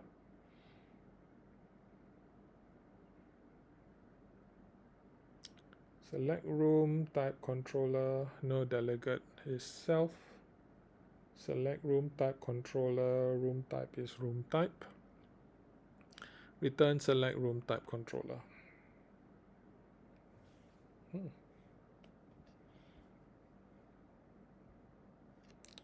Save that. Let's check the connections inspector to see if there's any connections missing.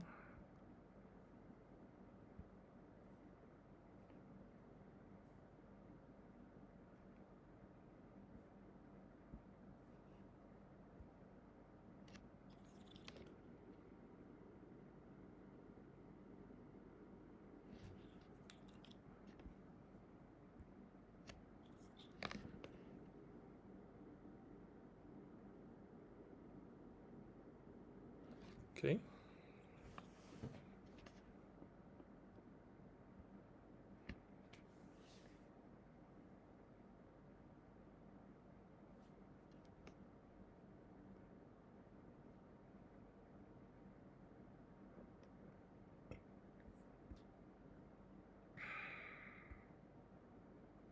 Still says unable to find method, now select room type.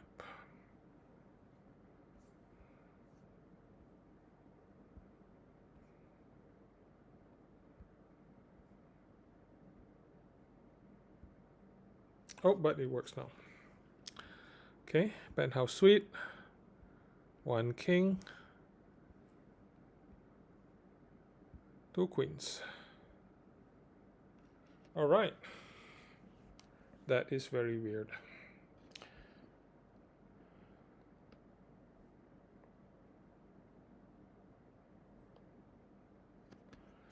Okay, so let's just run it one more time.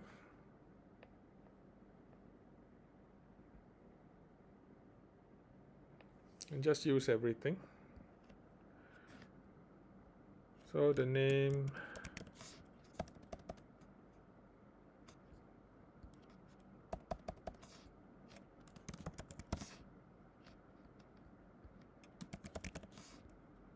email,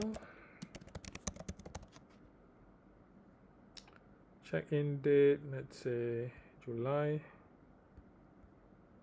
check-out date is August, 1 adult, no children, Wi-Fi, room type, oh let's go for the penthouse suite since it's all hypothetical anyway. Then when we click on done, first name Coder, last name Shah, email shah@mac.com. This is the check-in date, that is the check-out date, July and August, number of adults 1, number of children 0, Wi-Fi, true, room, penthouse suite. So everything works the way it's supposed to. So now that I have a nice input screen, I'll need to use the entered data to generate a model object. So I am going to create a new registration object when the staff submits the guest information. So I can use Codable or convert this to JSON so that I can save it to a web server. JSON we'll be learning about in the next unit. So an early way to make a model object instance is to add a computed property to the table view controller of your form. So this property will create and return a model object from all the view outlets and view controller properties. Then I can use the computed property and an unwind segue to add a new model object to the storage system. First, we make sure we have the representation of the model object that is in Hotel Codable Models. Already have it. In your add registration table view controller file, add a computed property called registration that returns registration.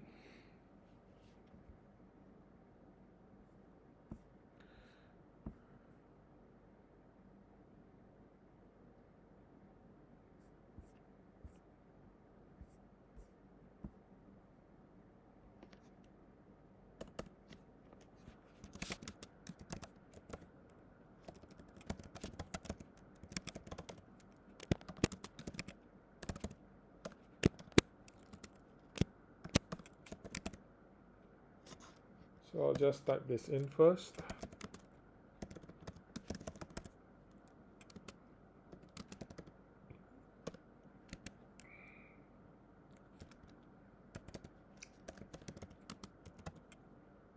Yeah, this makes sense. You don't pick a room. How can I reserve one for you?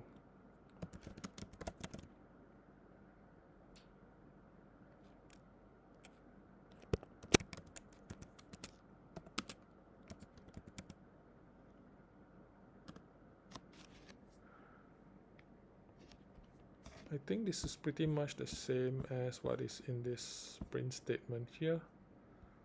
So just copy the whole thing.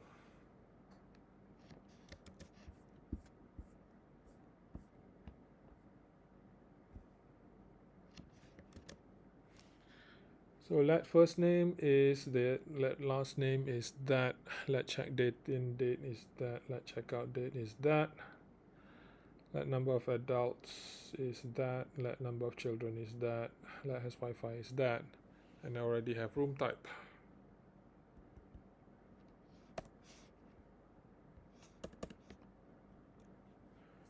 So I can return a registration object. Because this is a struct, it has a member-wise initializer. First name, last name, email, check-in date, checkout date, number of adults, number of children, has Wi-Fi, room type. So that is my computed property done. So at this point, the Hotel Codable app, you'll be able to quickly generate your model object by referencing the registration property. Okay, so all the time I can check whether the registration exists. If it exists, it's already populated.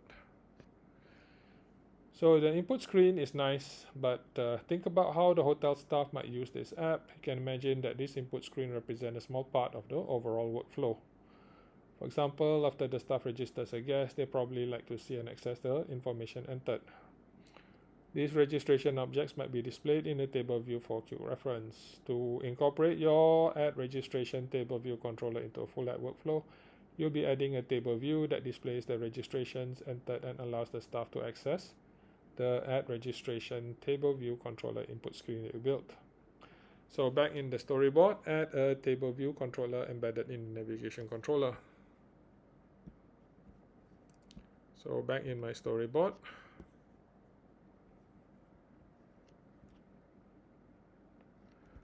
so I want a navigation controller.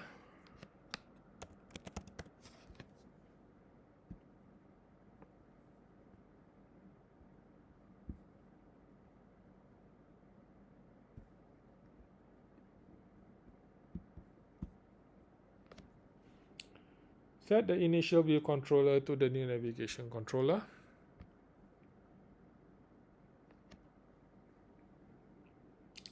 This table view will display all the registrations that the staff have submitted. Add a Cocoa Touch class called registration table view controller.swift.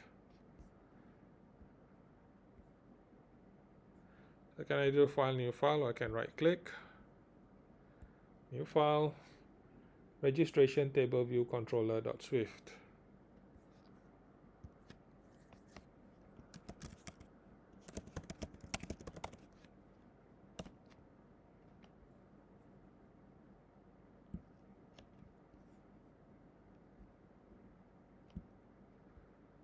So make sure that my storyboard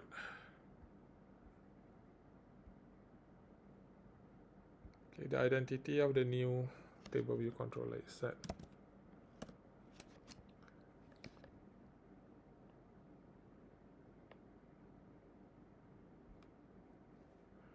So to display each registration, select the prototype cell and set its style to subtitle and its identifier to registration cell.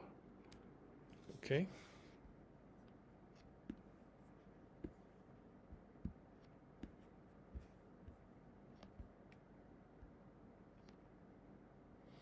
So this is the table view cell. Prototype cell, set its style to subtitle.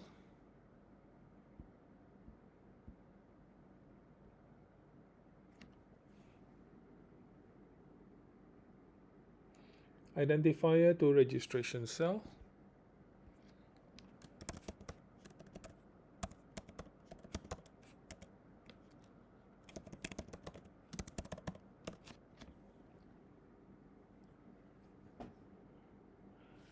In your new registration table view controller scene, set the navigation item to registrations.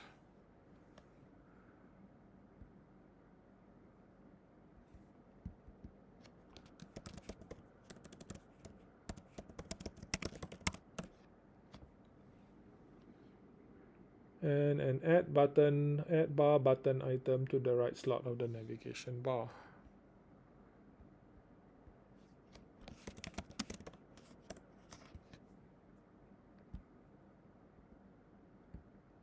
So this will be add. To display the input screen, add the modal segue from the add bar button to the navigation controller of the add registration view controller.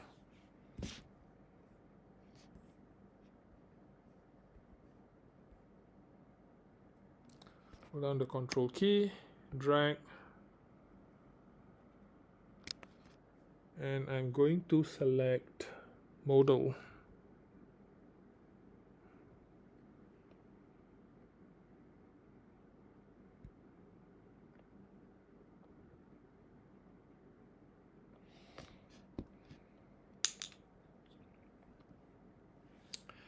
In the registration table view controller,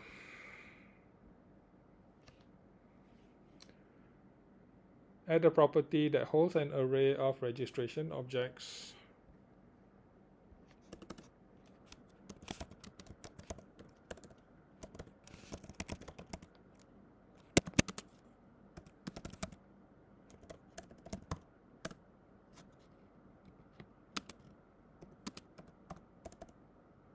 So that will be an empty array. Use the array of registration objects to implement the data source for the registration table view controller.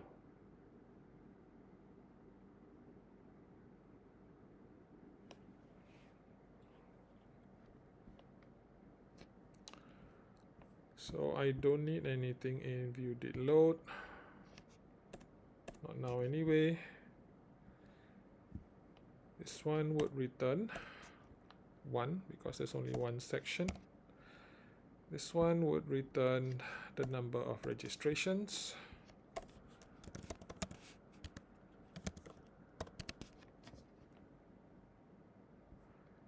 And this one, you're going to take a registration.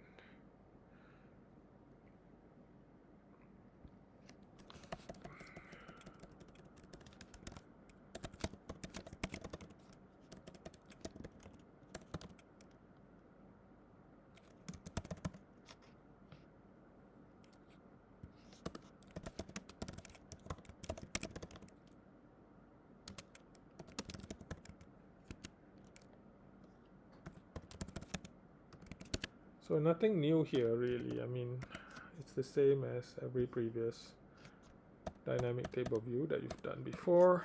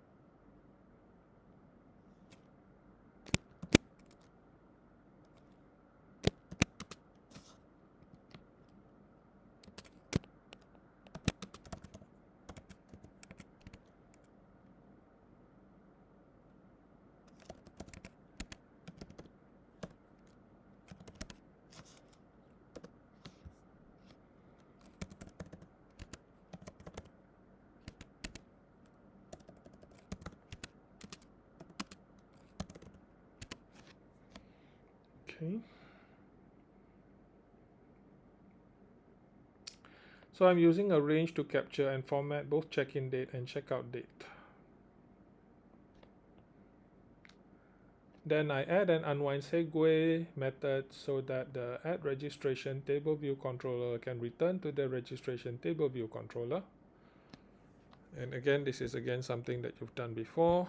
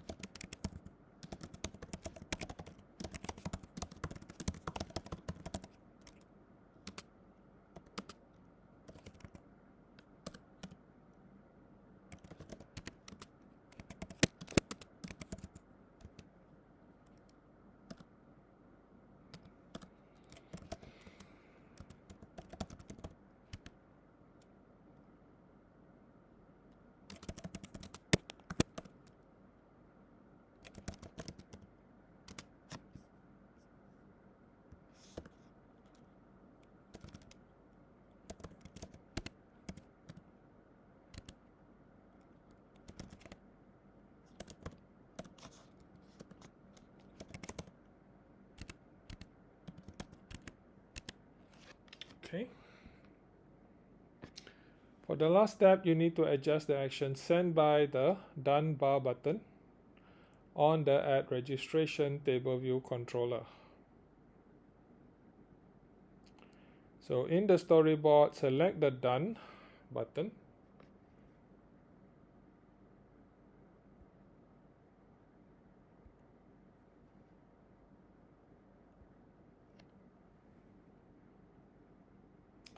And open the connections inspector.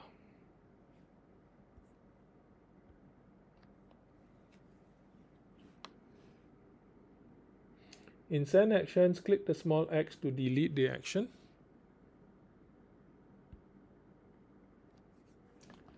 Instead, hook the unwind segue to the done button by control dragging from the button to the exit icon of the view controller and choosing unwind from add registration with unwind segue.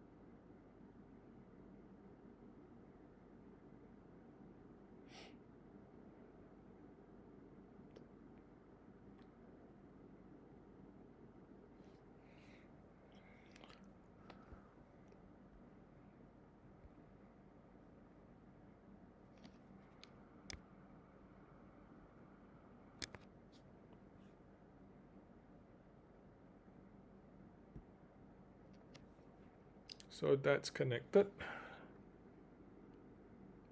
At this point, you don't need the done bar button type method, so go ahead and delete it.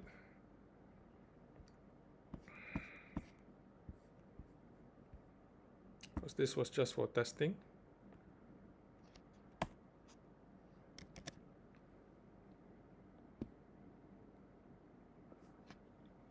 What if the user wants to cancel an entry? Drag a bar button item from the object library to the left bar button slot in the add registration table view controller scene.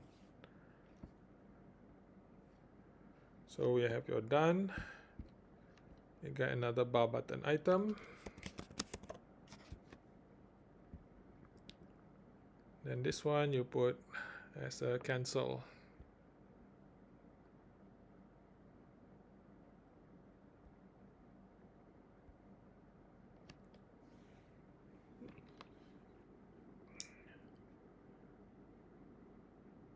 So this will be an action.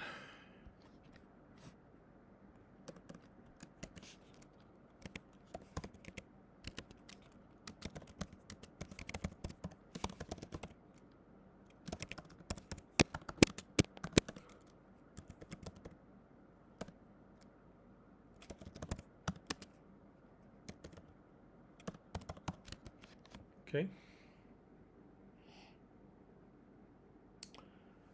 So to connect this, I will go back into the storyboard. We go back to the new guest registration. There will be a method down here. This cancel button tapped. And I will drag that to the cancel button.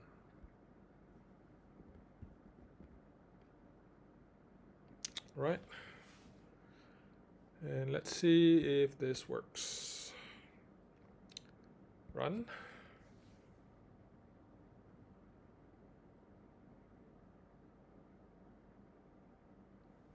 So I got no registrations right now. Plus button.